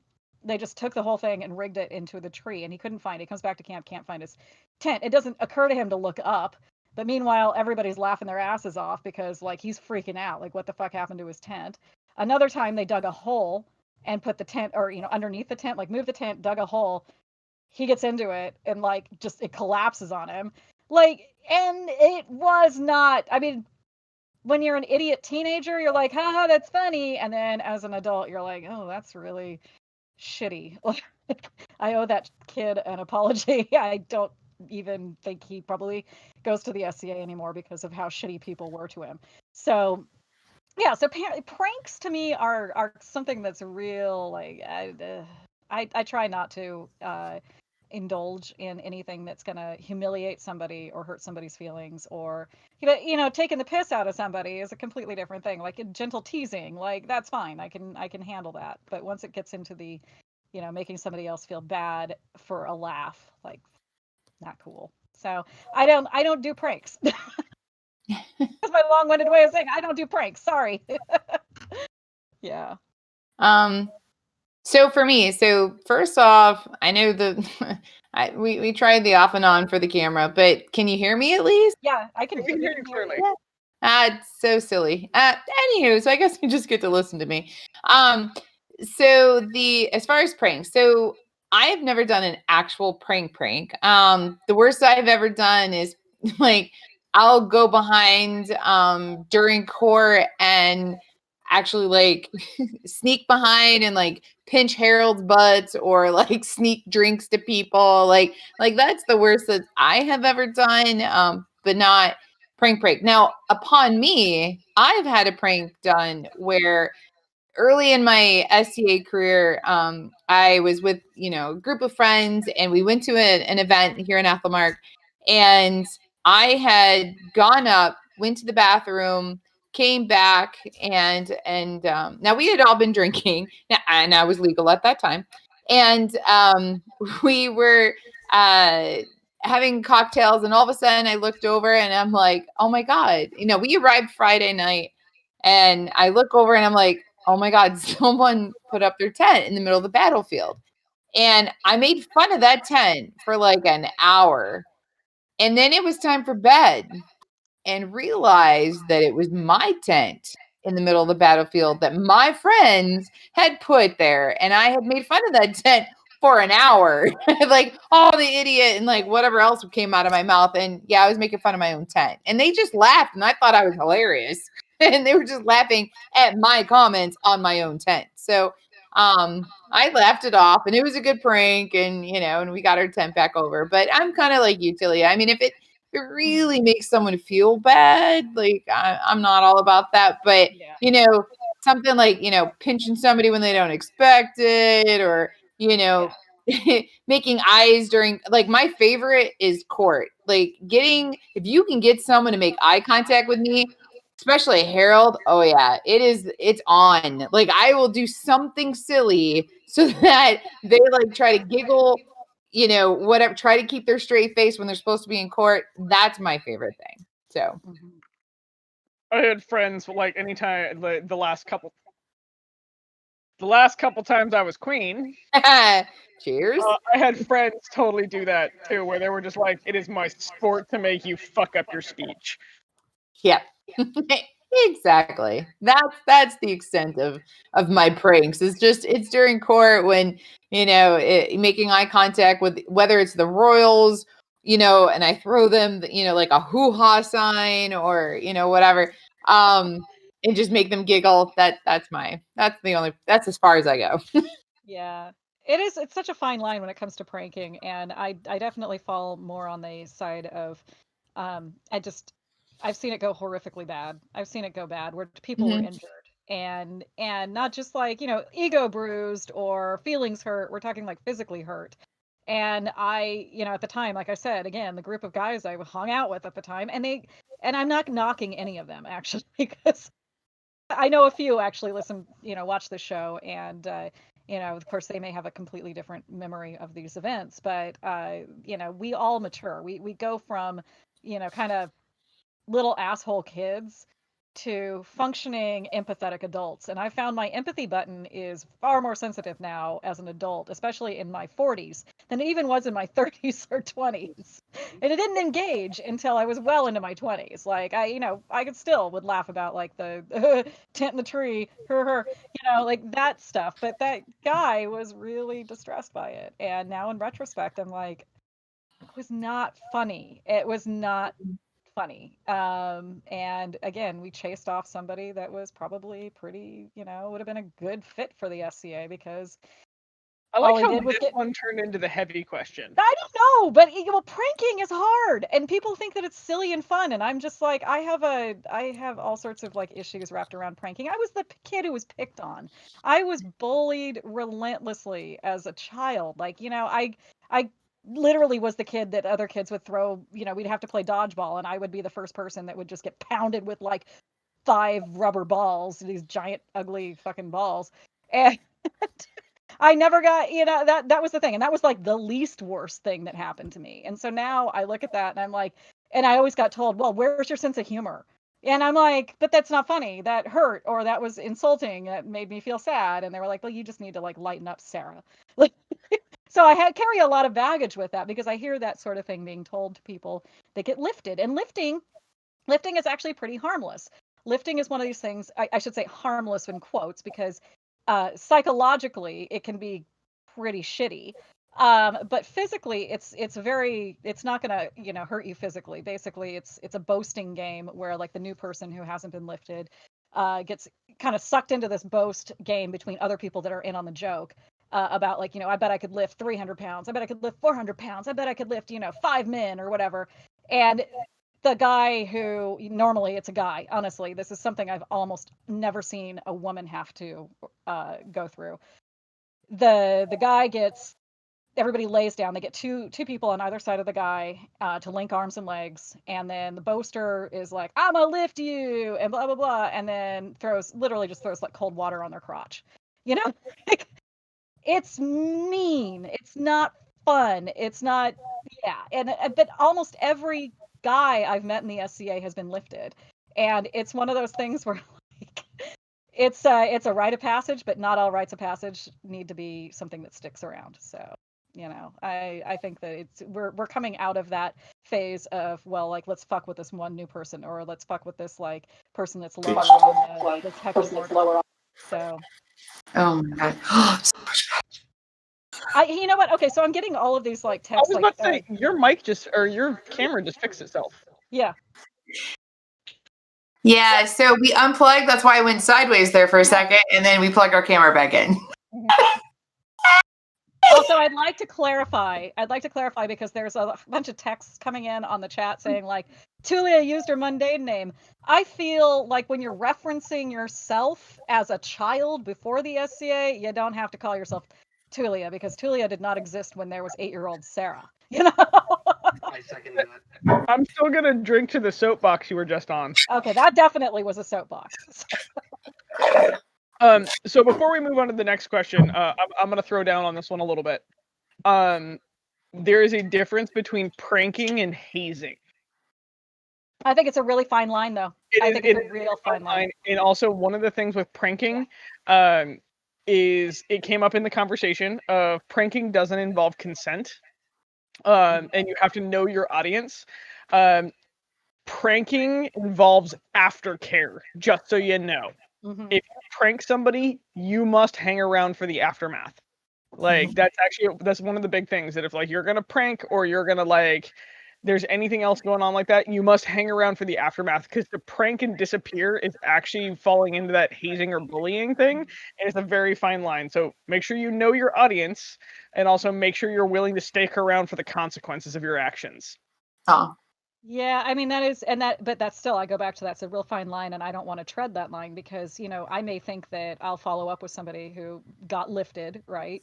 And be like, everybody's like, ha ha, I got lifted too. Now you're part of the in crowd. Let's go do it to that poor motherfucker who doesn't know what's happening. Because I've seen this happen like on a rolling basis where they go from camp to camp to camp and catch the new person. And then it's now everybody's kind of like the person who didn't know before but is now in on the joke is extra like, yeah, fuck you, loser.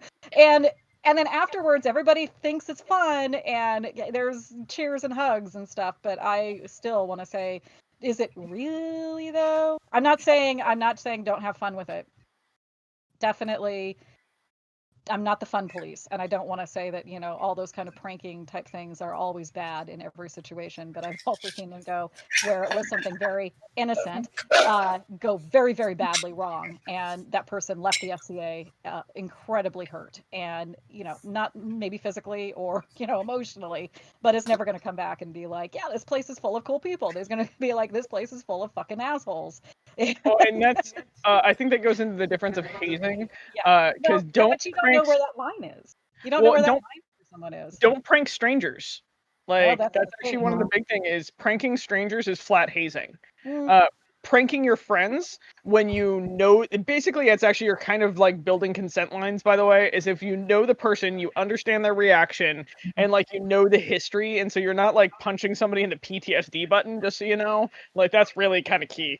And then you're able to stick around for the thing. Because what you're describing, Tulia, really to me comes across as hazing or like really actually being mean-spirited because they didn't know the person. When you don't know a person and you go to prank them, you're actually likely just being an asshole, like, because that's actually a vetting thing, and it's that weird cliquish pack dynamics of vetting to see if they're strong enough to stay around, but you're not just willing to have like a frank adult conversation with them. Instead, you're gonna pull some weird bullshit with them to see if they'll stick. So I'm just gonna say in here though that I hear what you're saying, but I also want to say that it is also the individual who doesn't know and is being taken the piss out of, whether that is actually something that's triggering for them or not. And it is a crapshoot. And maybe, but I've also seen people walk away from instances where it was just a lifting. I keep going back to lifting because it's a very benign prank. But I can hear, I still hear people in my head that I've witnessed say things like, well, I don't know why he's so upset about it. It's just a lifting. The best example I have of that is Don't Grab Me From Behind. Yeah. Like, want to talk about, I pulled a knife on somebody at our 12th night. Like, a very large dude grabbed me from behind and got both of my arms behind. And like, I'm 5'5", apparently being a knight and 5'5", there's the bullshit pickup game where like it is manly to pick me up. I'm not sure why, but it's a thing. And this dude grabbed me from behind and picked me up, and I had a knife pulled before I ever like consciously. My brain was like the shark from Nemo. Like what is it? Did he chance? Food or friends, not food. And like literally, I was like, "Friends, not food. Friends, not food," and like managed to put my knife back in the sheath. And I was just like, I have to like stop carrying at events now. Because I just became a danger. So that was kind of interesting and weird. But that's also again a know your audience. And also, Sarah, damn it, drink. Tulia, I 100% get where you're coming from, and I'm not trying to argue you out of that. And so I want to make sure that you hear me on that one. Your position is very, very valid. I just think there was a little bit of gray area in there to add. I can embrace the gray area, but this is one of those areas I have a hard time embracing the gray area in, and I completely recognize that. And that is because of past trauma. That is something that is a hard thing for me as a survivor of childhood. And I see the Lady of the Lake is like, fuck off, you guys, talking too heavily.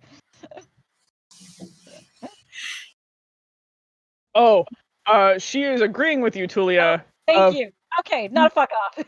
Yeah, she says, know your audience. Know your audience. I hate pranks and most jokes that are at people's expense. And then I am just going to put this in Lady of the Lake terms because I live with her, splashing around the kitchen constantly. She'll stab a bitch if she thinks that you're taking advantage of somebody and making fun of them. Flat fucking stab a bitch. Oh. Yeah. So yeah, this was a weird soapbox. I have we're all drinking from the Lady of the Lake soapbox. I like this soapbox. I endorse it. So Siobhan, welcome to I didn't realize that one was going to turn into a heavy question. My bad. And that's okay. I mean, we all have our thing. So, and I can completely understand. I mean, honestly, when I first started in the estate, you're learning your names and you're learning your things, and I can completely understand. I mean, there was things that other people thought were funny, and I just kind of sat back and like, I don't think that's as funny as you think it is. I mean, and that's why the pranks, as I call them, that I do, just like, what Helga said was that I have to know my audience. I kind of feel it out, because sometimes I have to step back and be like, oh, that was probably pretty inappropriate. And I got to know my audience. But I try to make it so that, as you said, try not to make them the center of the laugh. Like I want to make them laugh. Like I said, pinch them in the, on the bottom a little bit, or, do something silly, wink at them in court, or, make them giggle. But not to the point where there's a whole people looking at, especially if I don't know them. Like I really, if I don't know you, I'm not going to do it. Exactly. I'm not going to be touching anybody's butt unless I know them really well. Yeah, exactly.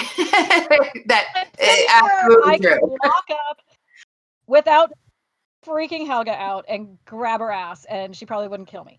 I can.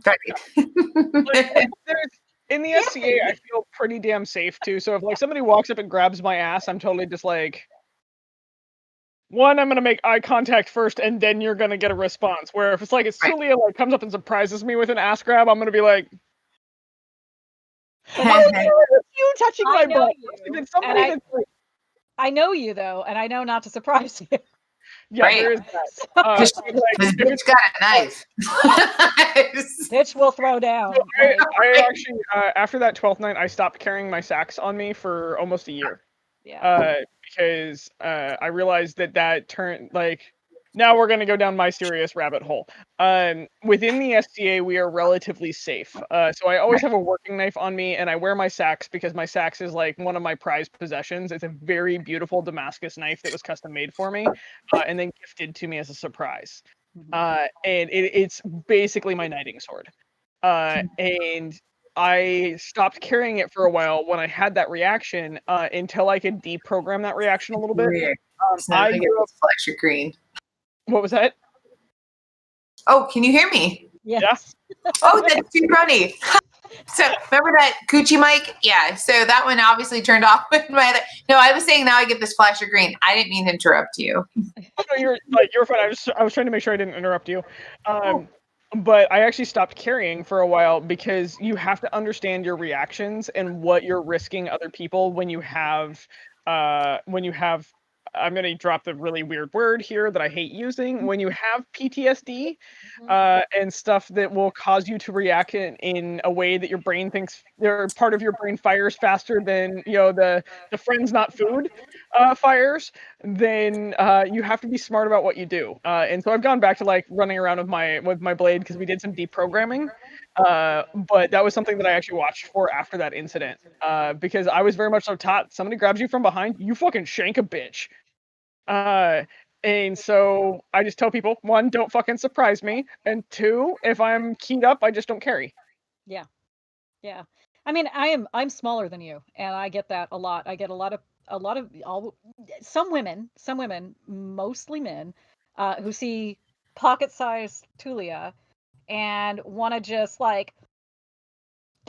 I think 99% of the time it's how you feel about a little kitty cat or a puppy, it's a little cute thing and you want to just pick it up and tell it it's so cute, and that person has a whole set of boundaries and issues that she has to grapple with every single time that happens. And I know that is one of those things, and I am somebody who is not prone to violence, but has reacted violently when someone's come up from behind and grabbed me, in a bear hug, and they just want to say hi, and then they end up kicked in the shins and elbows in the ribs and all that. Well, and And I'm just going to point out, stop picking people up unless you have permission. That is the dumbest fucking was where- behavior out there. that was what I was going to say next. Is honestly, I would say in almost the last 10 years at least, I have noticed a change in even my close male friends who normally, prior to this, there were instances where I was grabbed in a bear hug and I was like, yeah. My thing though is don't cover my eyes. Do not cover my eyes and tell me to guess who the fuck it is. I will literally fuck your shit up. I hate that. I hate being blinded. I hate being taken by surprise. Don't like surprises at all, period, but I don't want to be blind and surprised. That is not fun. But like I'll be grabbed or something like that. And I used to get a lot of this kind of non-consensual affection from dear friends of mine, like people that I love and I don't want to hurt. And actually, if I knew they were coming at me, like I would absolutely let them give me a big ass hug and all that. But I've noticed in like probably about the last decade or so, there's been more conversation about like consent and like physical autonomy and everything. And I get a lot more of my close male friends who will ask before they pick me up. And that's one thing. It's not just the ask before you hug, it's the can I pick you up? And that's fine. Yes. Yeah. Pick me up in a big hug. I enjoy that, but ask first. Yeah, no, and like if you ask me, I'm like, sure, you could pick my 200-pound ass up. Like, great, like don't strain yourself. I mean, I am much smaller, so it's I don't know. I don't have an argument about weight or size or anything to work against me, but it's mostly just, there's like in fact, it's funny because now I think about my cats all the time. I have these little kittens and I want to like and struggle love, and then I realize this cat is not consenting to this. So admittedly, as a 5'9" female who's roughly 200 pounds, I've never had any of that experiences, so I can't relate. Yeah, it's okay. I feel for both of you. Yeah, it's fine. I'm kind of weirdly happy for you, but also I get it. It's a thing with taller women. Yeah. My best friend Amazon. We're like, how is it down there? Pretty much. One of my best friends is a foot taller than me. She's almost 6 feet tall, and so we have this conversation constantly about how she wants to, like she craves that like feeling of smallness. Oh. And I'm like, oh, honey, I just want to be big. I want people to be intimidated when I walk in. Yeah. Yeah. Oh. Let's go on another question. Let's just leave this with ask first. Just ask first. Make your presence known. Don't surprise people. It's not fun. Like, no bueno.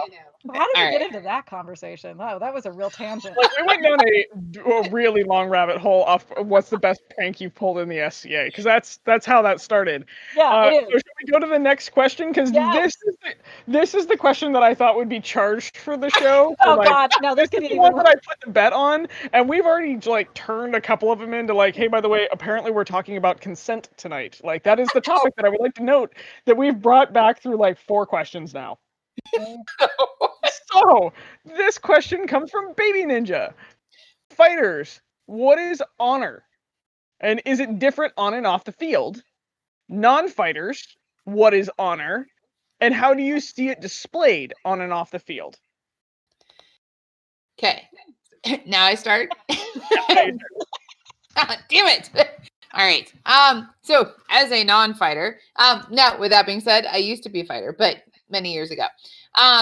So as a non-fighter, so this is obviously it's a personal thing. Like we all have our image of what is honor,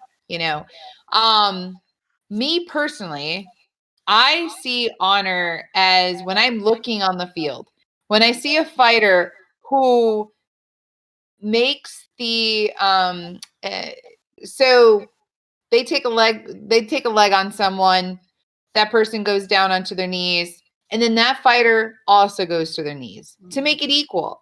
To me, I'm like, I every time that happens, I'm like, that's amazing. Well done. Like, to me, that is like, it is a level of honor that means something to me. But I know there's some that are like, you have to know your opponent, because perhaps that person that's on their knees is not going to be honored by you disadvantaging yourself. Like they want to push themselves on their knee and, and try to still beat you at your full capacity. So again, it's a personal thing. So for me, I see honor as someone who chooses to make things equal, or,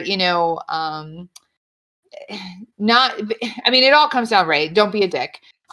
There's so many times where I've stand off to the side, especially crown tourneys, and I've looked at Sven and I said, you know what, you didn't win that, but you walked away with your honor. Mm-hmm. And because I mean, I am the last person to tell you, what happened during the fighting. Like, I am usually like, what happened? Like, I didn't see what that was.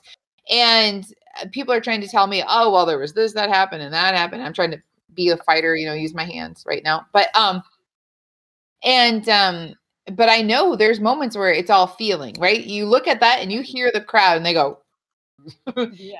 And I don't want anyone to look at Sven and go, ooh. Yeah. Like, yeah, that didn't look clean. Like, when someone's head rocks back and they're like light, I'm like, bullshit. Yeah. I call bullshit. That is not light, but okay, whatever.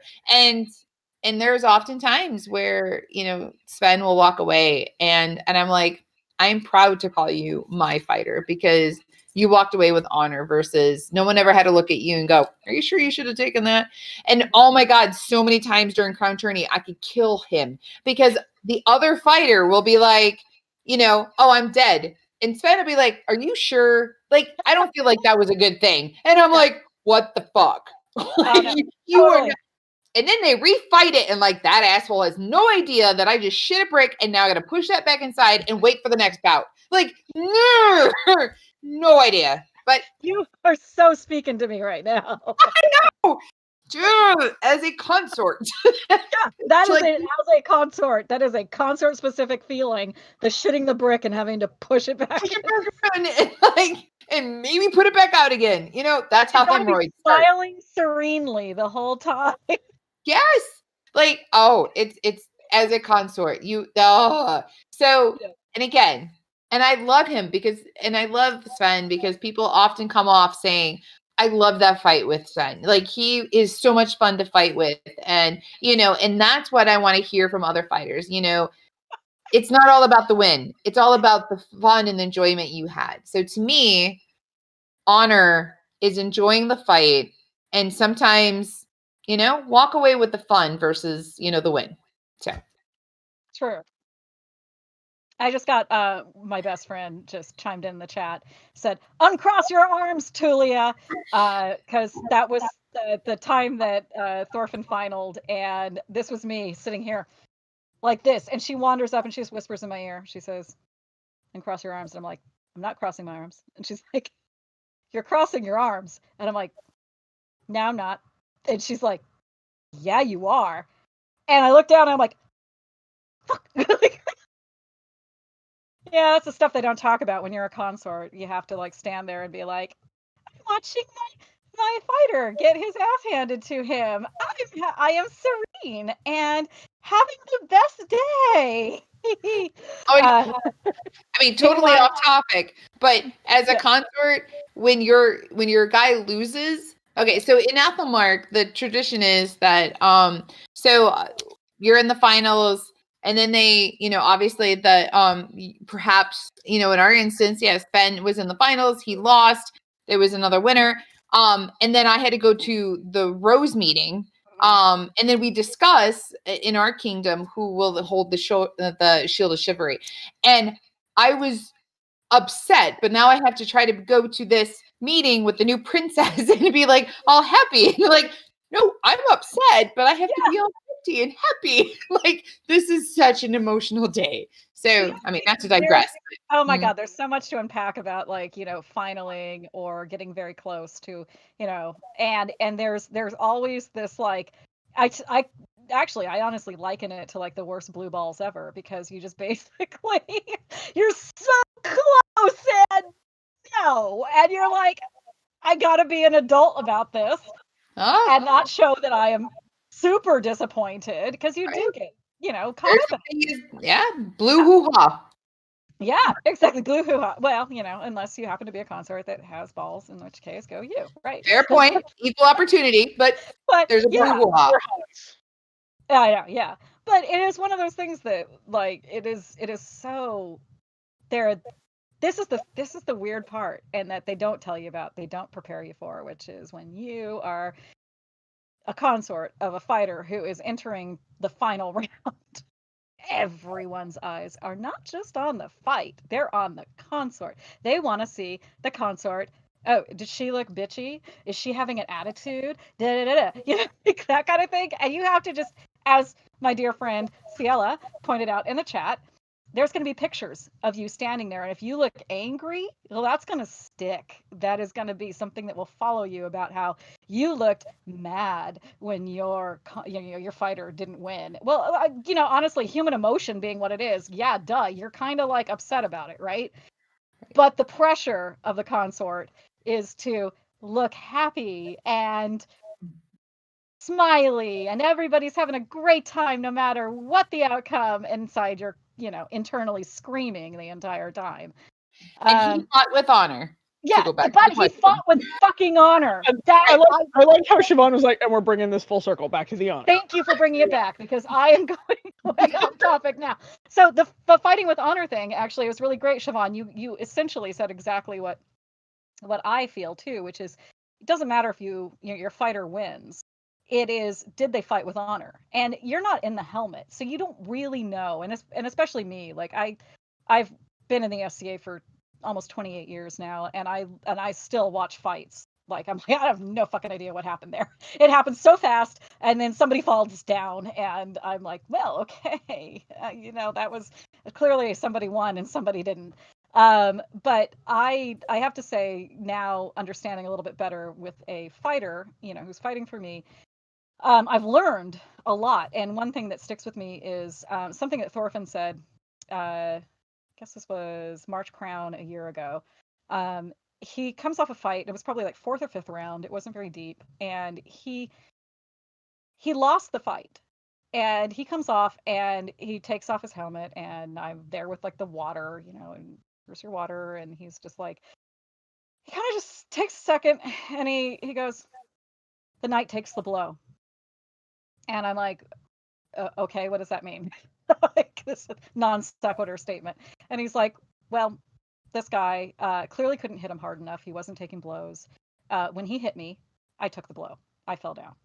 So it doesn't matter whether or not I was morally right, in the sense that I was landing good blows that this fighter was not acknowledging. I was the knight that when he hit a good blow with me, I took it.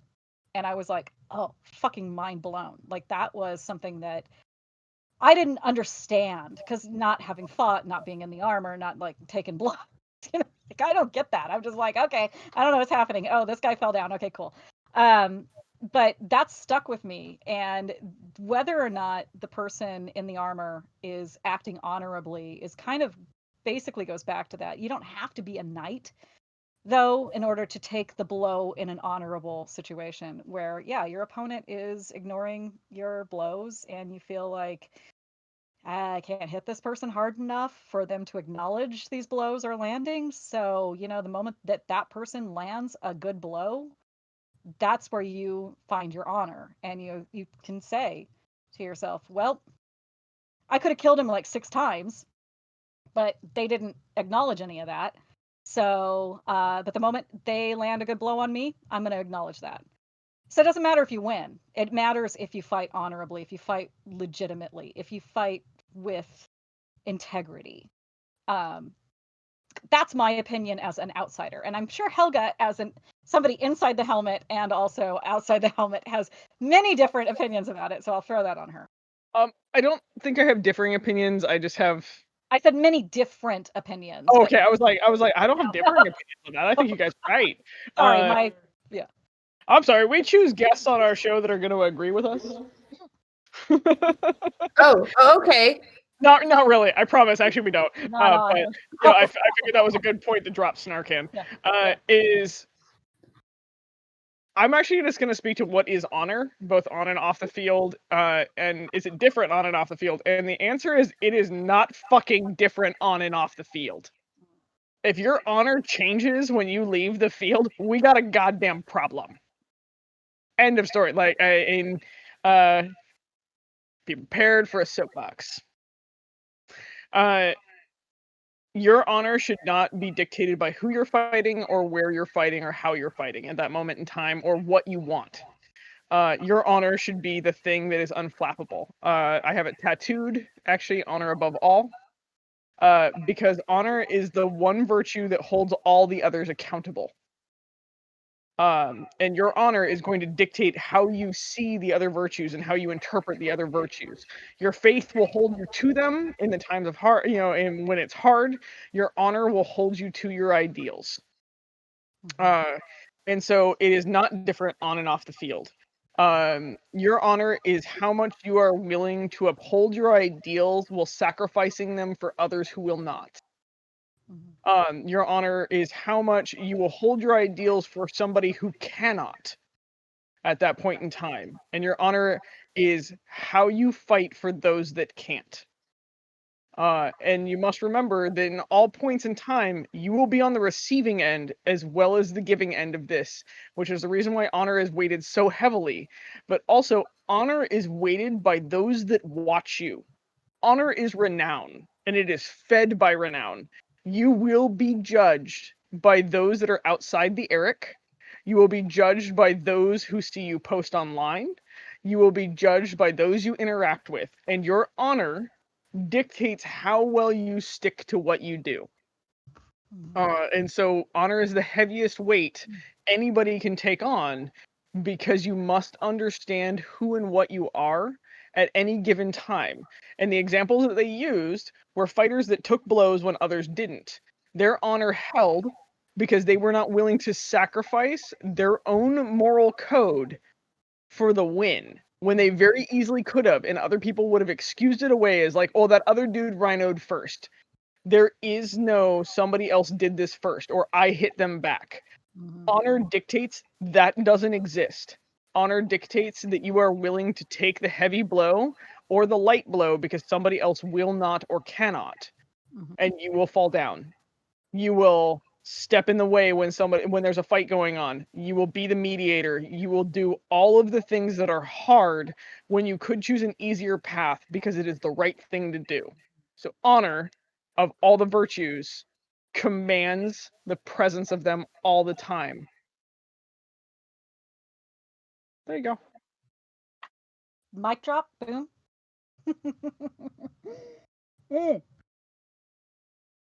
So, on that note, I need to run to use the little Baroness's room.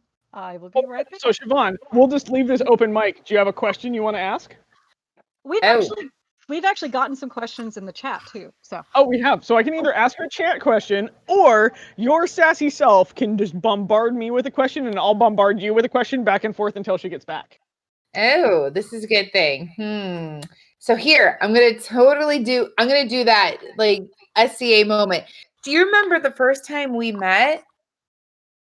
I think so. I was princess with Anton, correct? Yes, and I said that during like the pre-show, so you don't get that one. I might have cheat coded that, okay? Fuck off. Uh-huh. So I know that we met, and I really sadly can't say I can remember it because like there's been a whirlwind of life, and I feel so terrible about it because you're so fucking cool. Like I'm gonna kiss your ass for a moment, okay? Like I have absolutely enjoyed the pre-show and this show, and like you just open your mouth and I'm like, oh yeah, no, that's somebody that I can fucking hang with, like 100%. And the scary thing is I know your guy. Like I've hunted him down for pickup fights.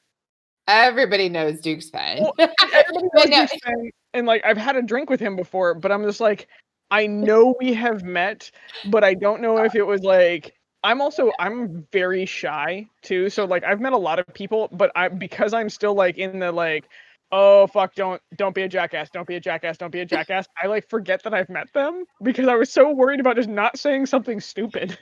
Oh no, it is totally all right. No, what was that?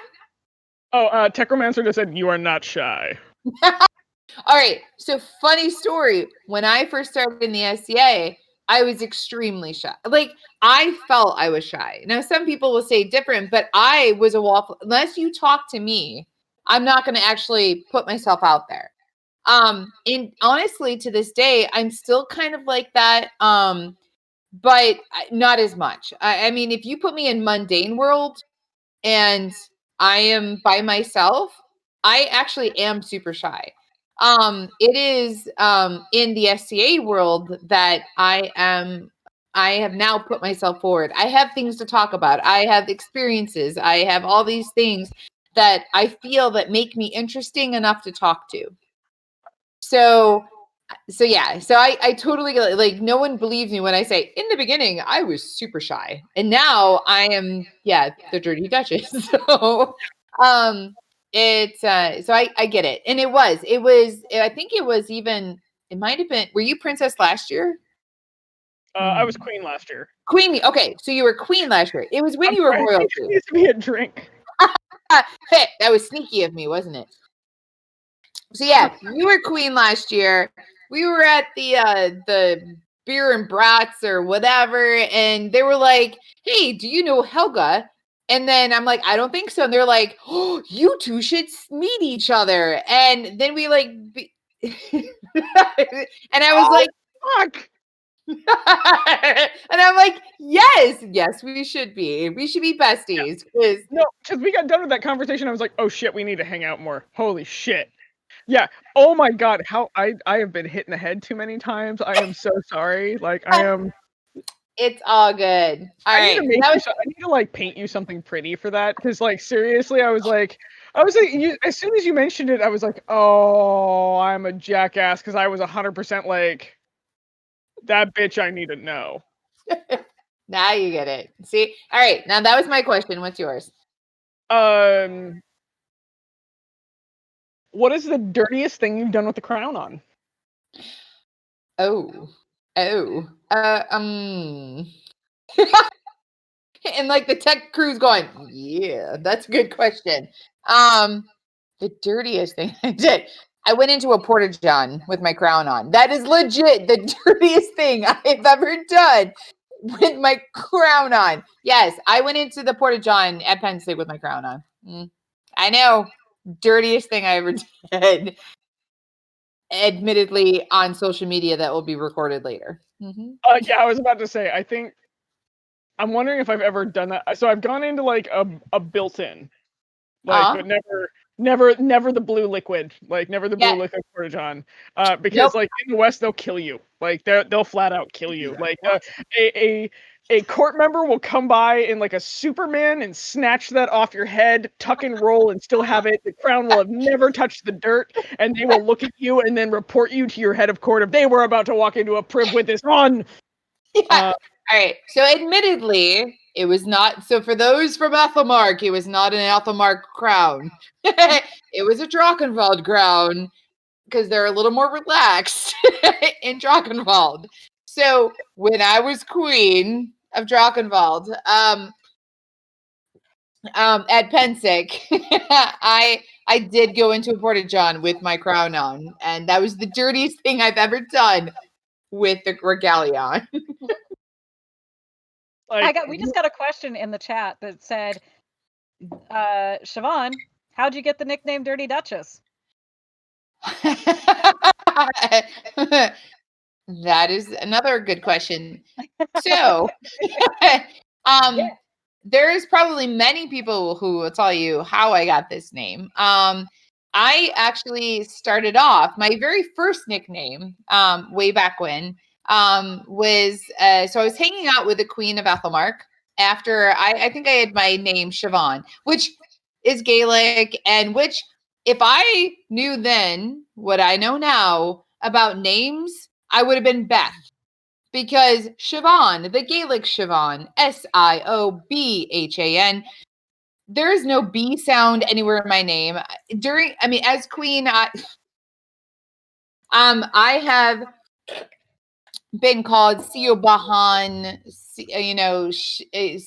I've been called Queen Sheba because he was super nervous as my herald. Siobhan is a pretty pretty common SCA name. If you can't, you get a herald who doesn't really know Gaelic, it comes out many different names. So, but regardless, yeah. So I was out one evening. The queen that I was with couldn't remember my name, so I got Queen Shenanigator. And so that evening I was like, okay. And so every time someone said it, I like shimmied. And so it caught on. And so like certain people who know me from, and we're talking like late 90s, early 2000s, if they said shenanigator, and then I'd start shimmying, like, because that was my nickname. So then as time went on, I became the Dirty Duchess because I perpetually am in like the 12-year-old brain mode. And I will tell dirty jokes. I will like everything is that's what she said. I mean, everything. And so I started, I heard a joke from a Duke Ulfer of Antir, who used to live in Drachenwald, and that's where I met him. He tells this joke, or not a joke, but a story of a queen that he knew. And there's like this whole story that he goes on about, you know, like hoo-ha, and you have to close your legs, and your majesty, we can see your hoo-ha, close your legs. And so I took that story and I've spread it all throughout the known world, and like legit to Lokak, like to all over. And so I told it to a princess who then became a queen a week later. And I'm sitting, now talk about pranks. So I'm sitting in the front row of court of her coronation, and I'm doing this to her, the hoo-ha sign, because I had told her the joke. And so, and she's of course giggling and like trying not to laugh because it's her coronation. And I got to know her. So she was okay with it later. But she thought it was funny is what I'm trying to say. But needless to say, as time went on, the Dirty Duchess just kind of came out because pretty much everything is a dirty joke with me. So that's good. So like behind me, for example, is a gift from Her Grace of Cassandra, and Duchess Cassandra. She made it for me. And what it says is, I am your salvation and your damnation in Latin. You know, we're going to get Cassandra, though. The West is getting Cassandra.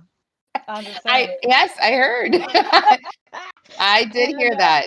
So super excited. She's awesome. She's yes, awesome. Me and Cassandra, we got some stories. Yeah. I feel like most people who know Cassandra has a story with her at some point. I must interrupt the PSA for a moment to be like, husband, is that all gin? Yay! Yay for gin. Oh, good God.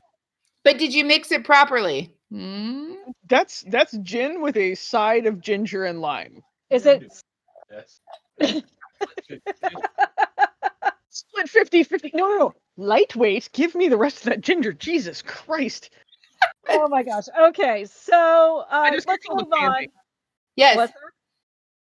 All right, next question. Yeah, let's move on. We got 2 more questions. So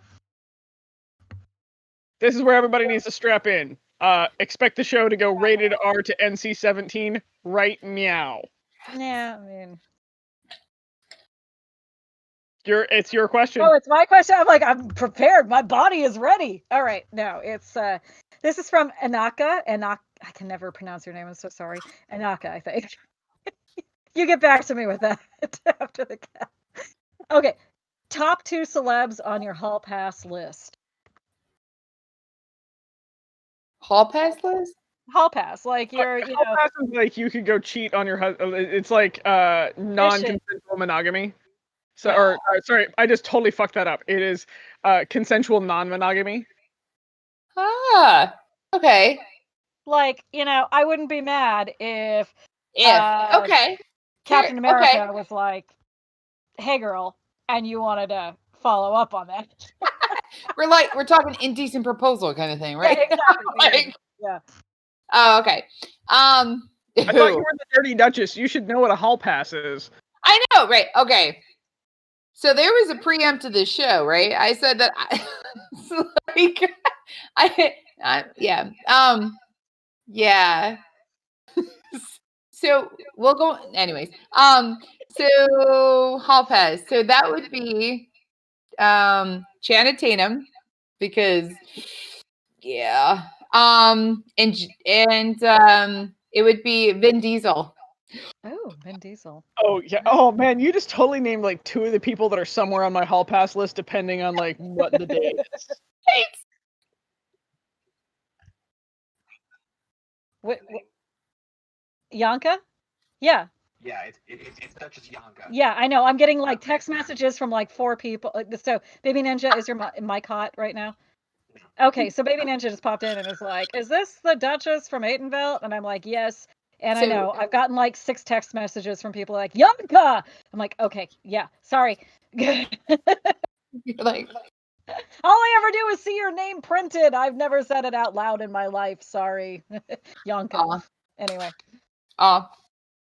So okay, yeah, so that's my 2. We really should have had like more than just 2 on here. We may have to discuss these people at this point in time. But you need like a phone book.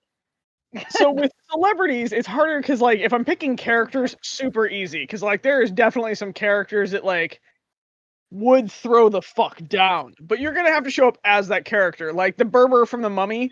Like holy shit, like would bang super. Like I will ride that like a spring colt and break his fucking hips. He will learn the definition of death by snoo snoo.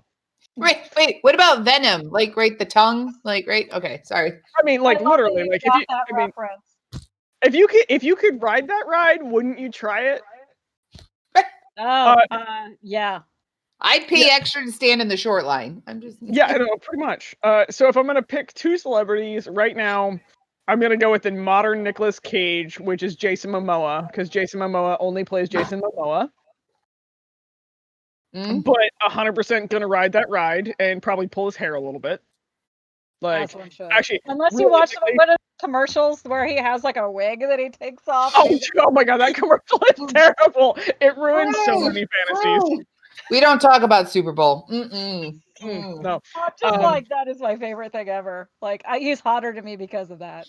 Yeah, no, I like the fact that Jason Momoa can like make fun of himself. Also, if you ever get a chance, I gotta find the link for the interview he did where one of the reporters asked him like, "So how do you stay in such shape and like you're always so fit and blah blah blah?" And he literally looked this very hot little reporter in the face and was just like, "I fuck a lot." Like, and I just watched her panties turn into confetti.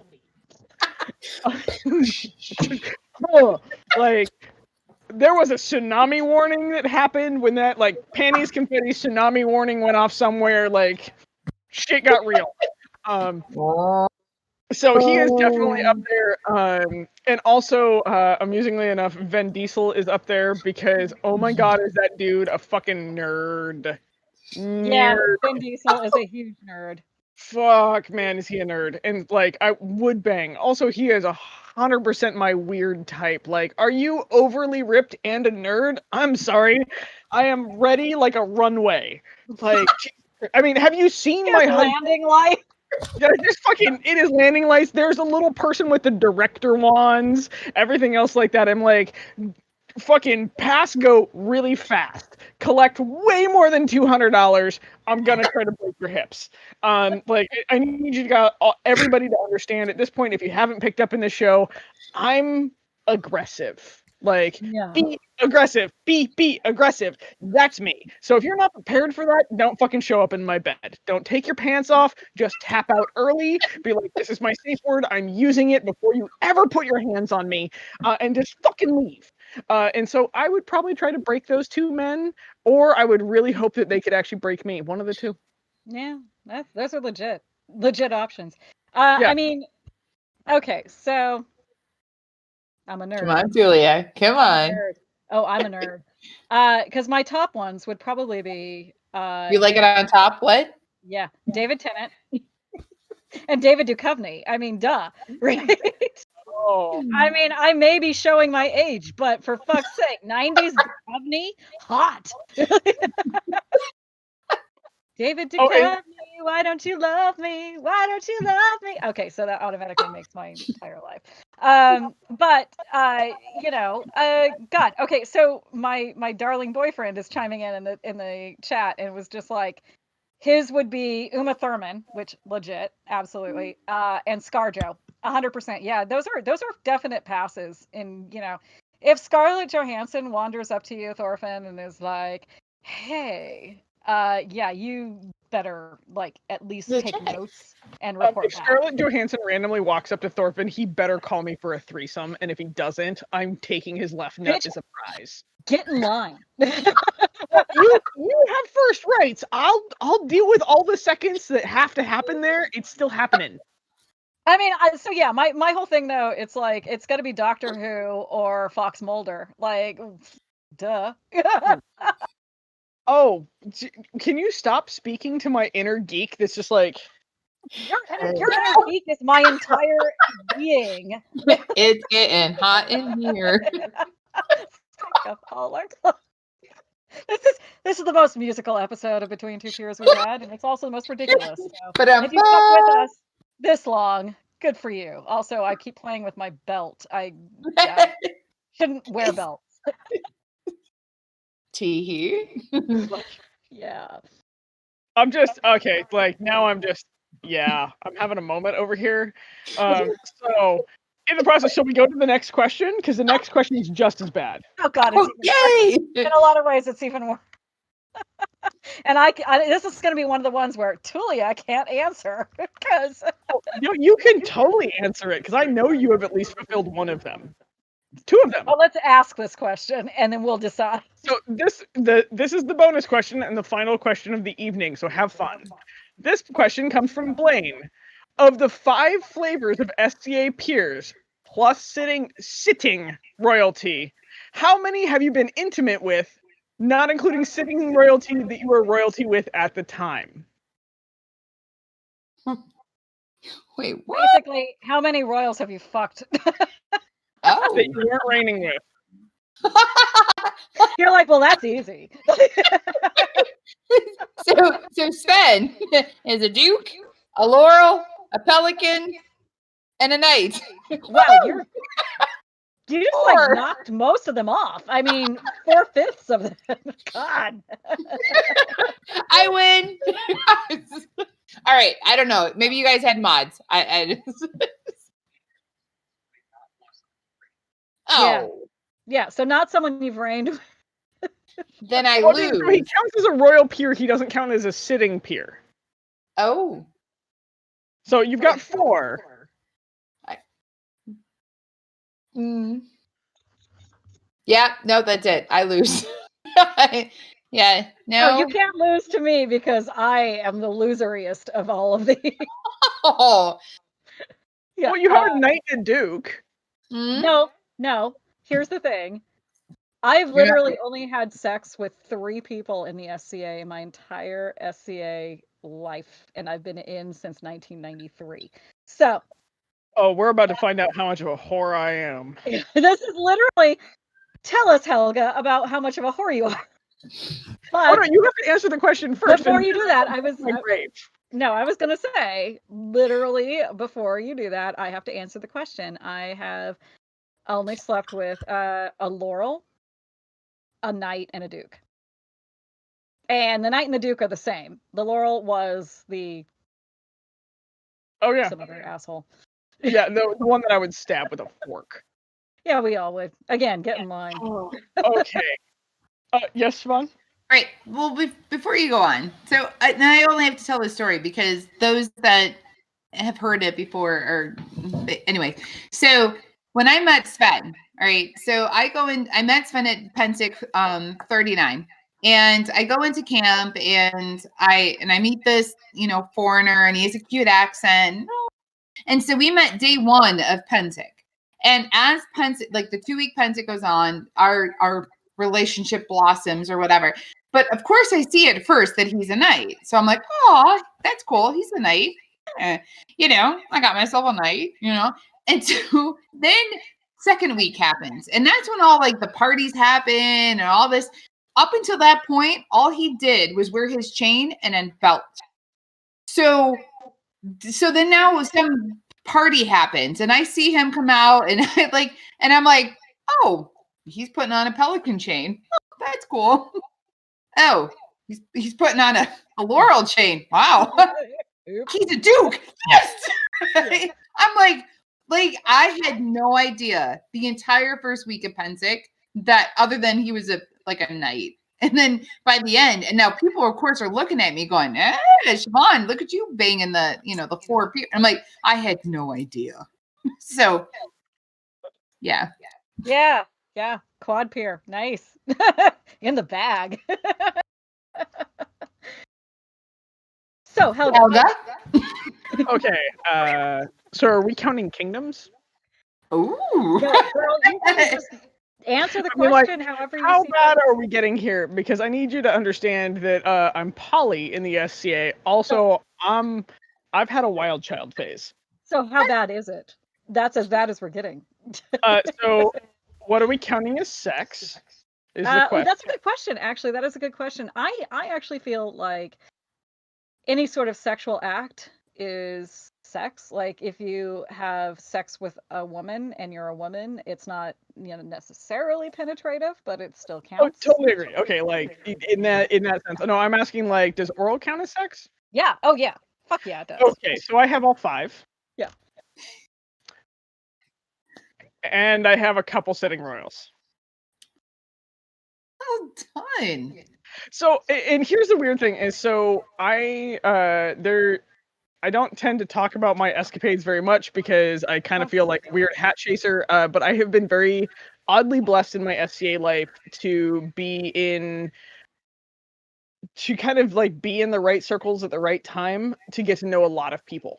And it's one of the things that I try to tell people that I've been very, very spoiled within like the heavy training community.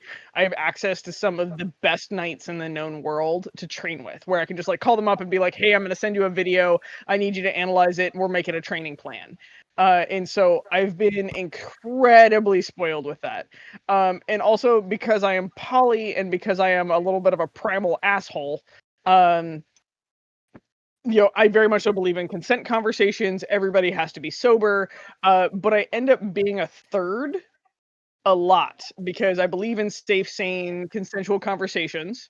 And I have since I was a teenager, where I was just like, cool, are we drinking? And you're flirting with me? Sweet, talk to me later. Like, talk to me in 12 hours when you're sober, honey. And then we can have a conversation. Everybody's present for it. So like your wife's present, like, or your girlfriend's present. Everybody is making the correct decisions while sober. Everybody's making those decisions while we're all face to face. And so somehow this ended up with me landing in some very odd places within the SCA. And so, yes, I have all 5, and I have a couple crowns. Which makes me feel like a belt and hat chaser, or a peer chaser and a hat chaser. And realistically, that's just fucking weird. It's so weird to even talk about because they're like my friends. They aren't somebody that like, it wasn't like, oh my God, your crown. Like, let me see if I can punch this ticket and get this Girl Scout badge. It was just like, well, the opportunity's here and we've all had the safe, sane conversation and fuck your crown. Why do you have to be crowned? This is bullshit. But yes, okay, here we go. But that goes right back to what I was saying earlier about some random person from Anstiora, Ramon showing up at my door. We're people, we're attracted to what we're attracted to, and what does it really matter? I mean, and that's if there is consent, if there is, there is very clear boundaries, what does it matter whether they're crowns or not? I mean, you happen to get to a point where you just start to get to know people, and those people know people. And then, and there are people that start in the SCA now that if you get with, you start to hang out with royals. Like I said, Sven and I, we tend to be people who are very welcoming, especially when it comes to new people. And now these new people are now hanging out with dukes and duchesses. And now those dukes and duchesses hang out with other dukes and duchesses and other royal peers. And now they're getting an exposure that perhaps someone else who did not have. And they're getting a very different part of the SCA that someone, when I first started, I didn't have. So it just depends on the circles you have. So in the circle of friends. So, really, you weren't searching for it. It just kind of fell in your lap, literally. Yeah, well, and my favorite one of this is I was actually sitting royalty at the time, and I didn't have the cornet on. It was tucked away. It had gone to bed because it was drunk out. And I was actually attending a foreign queen because all of us were really short. So Gulf Wars, all of us were really short staff. So we're all just kind of like hanging out with each other, just being like attendants and occasionally being like, "Oh, your time to go to bed now." Like, back to the cabin with you. Then we all go out and party. And so I ran into this incredibly attractive gentleman like at the bar while I'm fetching Jello shots, and I run into this incredibly attractive gentleman, and both him and I are like, "Well, hey, girl, hey." And I look him up and down, and I see no knight's belt. I don't see a chain. I'm like, yes! Unbelt on unbelt action, maybe later, if I can get over the awkward. And apparently, he looked me over and was like, sweet! Not a peer. This is great. And so like we flirt a little bit, but then I need to run off and go attend and like do the thing and like make sure that everybody's put to bed right. And I don't run back into this individual until like 2 days later at the royal gathering. Uh-oh. Where said individual is bartending in a ducal coronet and a knight's belt. And I've got my hat on, and like we hit it back off, and we're having a great time and everything else like that. And we're super we're talking, and both of us have like all the correct hall passes. None of us are drunk when we have this conversation. We like hit it off, and we're like walking away later into the evening. And he looks at me and he goes, "You must be a belt chaser." And I looked at him and I was like, "You fucking hat chaser." And I take the coronet off and I put it in my haversack. And it has been the start of our friendship where like both of us will just harass each other. Cause I 100% thought I was like, yes, unbelt, because his chain was under his fucking tunic and he wears a super short belt. So his tunic was covering his belt. And I was just like, damn it. Like, I thought I was, fuck. Stupid fucking bullshit. So yeah, that's actually my favorite like accidental belt chaser story. Oops. Where I was like, you weren't supposed to be a knight. This is bullshit. Well, doesn't mean they weren't. Yeah, actually, yours is not like the first story I've heard like that.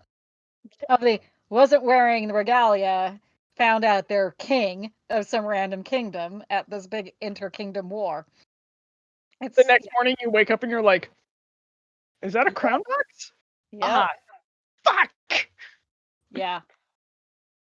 So with that, I think we'll wrap up the show. Siobhan, do you have anything that you would like to add to the end of the show? Well, just obviously to thank you guys for inviting me. For others that didn't know, I mean, I was pretty nervous coming on only because, and I think a part of it was I haven't been in a crowd. Like I haven't been my normal Dirty Duchess self. And I was actually nervous talking again and kind of, it was the weirdest thing. And so I appreciate you guys for having me on and for giving this opportunity. And as I told you repeatedly in my chats, watching the show has really opened my eyes to a lot of things. Like there's things I never even thought of and has grown me as an SEA person within the society. So I appreciate the show. This is amazing. And you both are a pretty awesome piece of it. I can't wait to like actually hang out with you in person and where Helga can like remember me. So I'm sorry I'm that asshole, okay? Oh, Helga, you're that asshole. Oh no, you missed it. Like her and I have totally been introduced before and like hung out, and people were like, "Oh my god, you two need to know each other." And she's like, "Oh yeah," like, and talking about it, and I'm just like, I don't remember meeting you. I hate those. I hate that because also I have like a brain like a sieve, so I could have met you like at least 3 or 4 times before I finally like put face, name, context, all that together. And you're like, we just had the best conversation, and we're like best friends. And I'm like, who the fuck are you? I'm sorry. Yeah. Mm-hmm. Yeah. Right. Shit.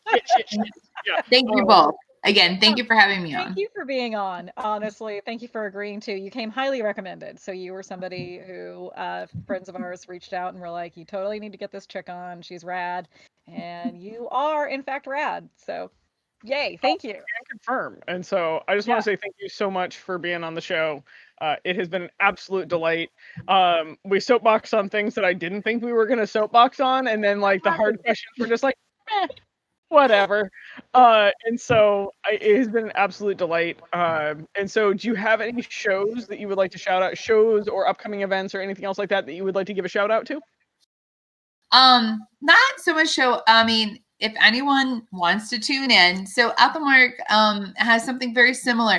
We do something called AE Live, and it is Æthelmearc's version of trying to, keep our kingdom together. We do fun shows. We try to do, it is very Æthelmearc centric. Like for example, tomorrow. That is going to be 7 o'clock our time. Yeah. So 7 o'clock Eastern Standard Time is going to be our show that Sven and I are very heavily involved in. And their majesties we're not on camera, but their majesties are hosting with their Jewel Herald, Brown Dew. And it's lighthearted. It's just something that we do once a month that we try to keep our kingdom together. So AE Live, and there is like little fun things, like for example, the Swedish chef makes an appearance. So it's a fun thing. So that is what Æthelmearc does. 7 o'clock Eastern Standard Time tomorrow. Hit me up if you would like to know how and when. That would be great. What time? What time? So it's 7 o'clock Eastern Standard Time. At least so it's our time. 4. So I think it's 4 o'clock your Pacific. Yeah. Mm-hmm. Yeah. Okay. Oh, that's awesome. Math is hard. Yeah. Right. Yeah, math is Try being in hard. Australia. Yeah. Sylvia, Right. would you like to give a shout out? Yeah. God damn it. And I just fucking blanked on what I was going to talk about. But you know what? I'm going to fall back. I'm going to fall back on our sister show. I'm going to say, if you haven't been tuning in to Ask the Knights Live, what are you even doing with your life? I pity the fool. You guys. Another former Dragonvalder. Yes, exactly. In fact, he had a question for you about. Oh, hang on. Let me. If I can just throw this in here. He actually sent me a direct message, and I just forgot that he did this.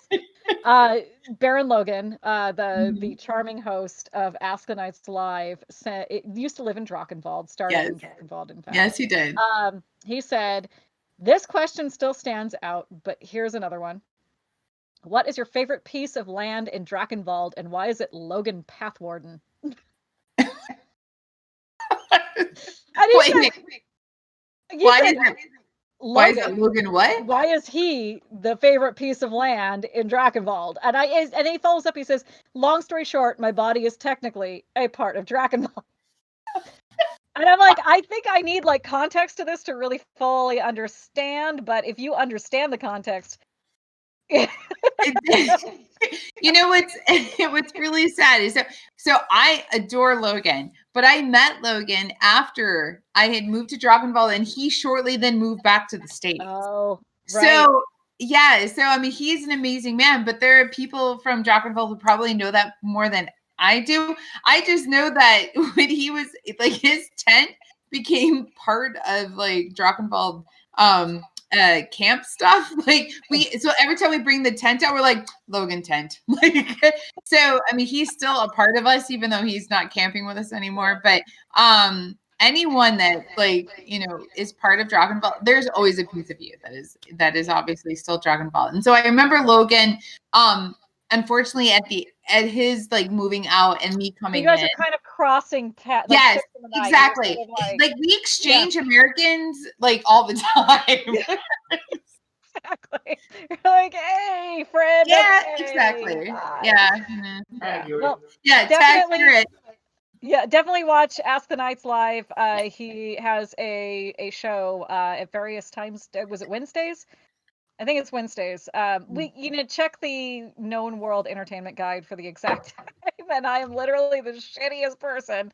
And I'm going to get a text message about this in a second from Logan. You just said it's sadly true. Yeah, I think it is like 7 p.m., 6 or 7 p.m. on Wednesday. Thursdays. What? Thursdays. Thursdays. Fuck. Okay. Hi. Had several cocktails, also a total loser, but I love you, Logan, and watch the show. God damn it, or else. And on that note, Helga. On that note, I'm going to shout out West I'm getting the Crowns. shouty text. I'm getting the shouty text from Logan. Thursday. Anyways. So I'm gonna shout out West Virtual Crown, which is this upcoming weekend. Check it out. There's a selfie contest. There is an ANS contest. There is a bunch of other things you can enter from around the known world. There will also be virtual court. Come check it out if you want to learn Inner Kingdom anthropology. The best way to do it is through some of the online events. So please come support the West Kingdom in their online. Our royals are being absolutely amazing through COVID. And so check it out. I'll make sure to drop a link in the Between Two Peers Discord and on our Facebook, and we'll go from there. But one of the things is, so we'll roll up to wrapping up this episode. I just want to say thank you so much for joining us. It has been another almost 3-hour episode. Apparently we like going long. Yeah, weird. Like but 9 I inches. do like going long. 9 inches long? It's anything over this. That's right.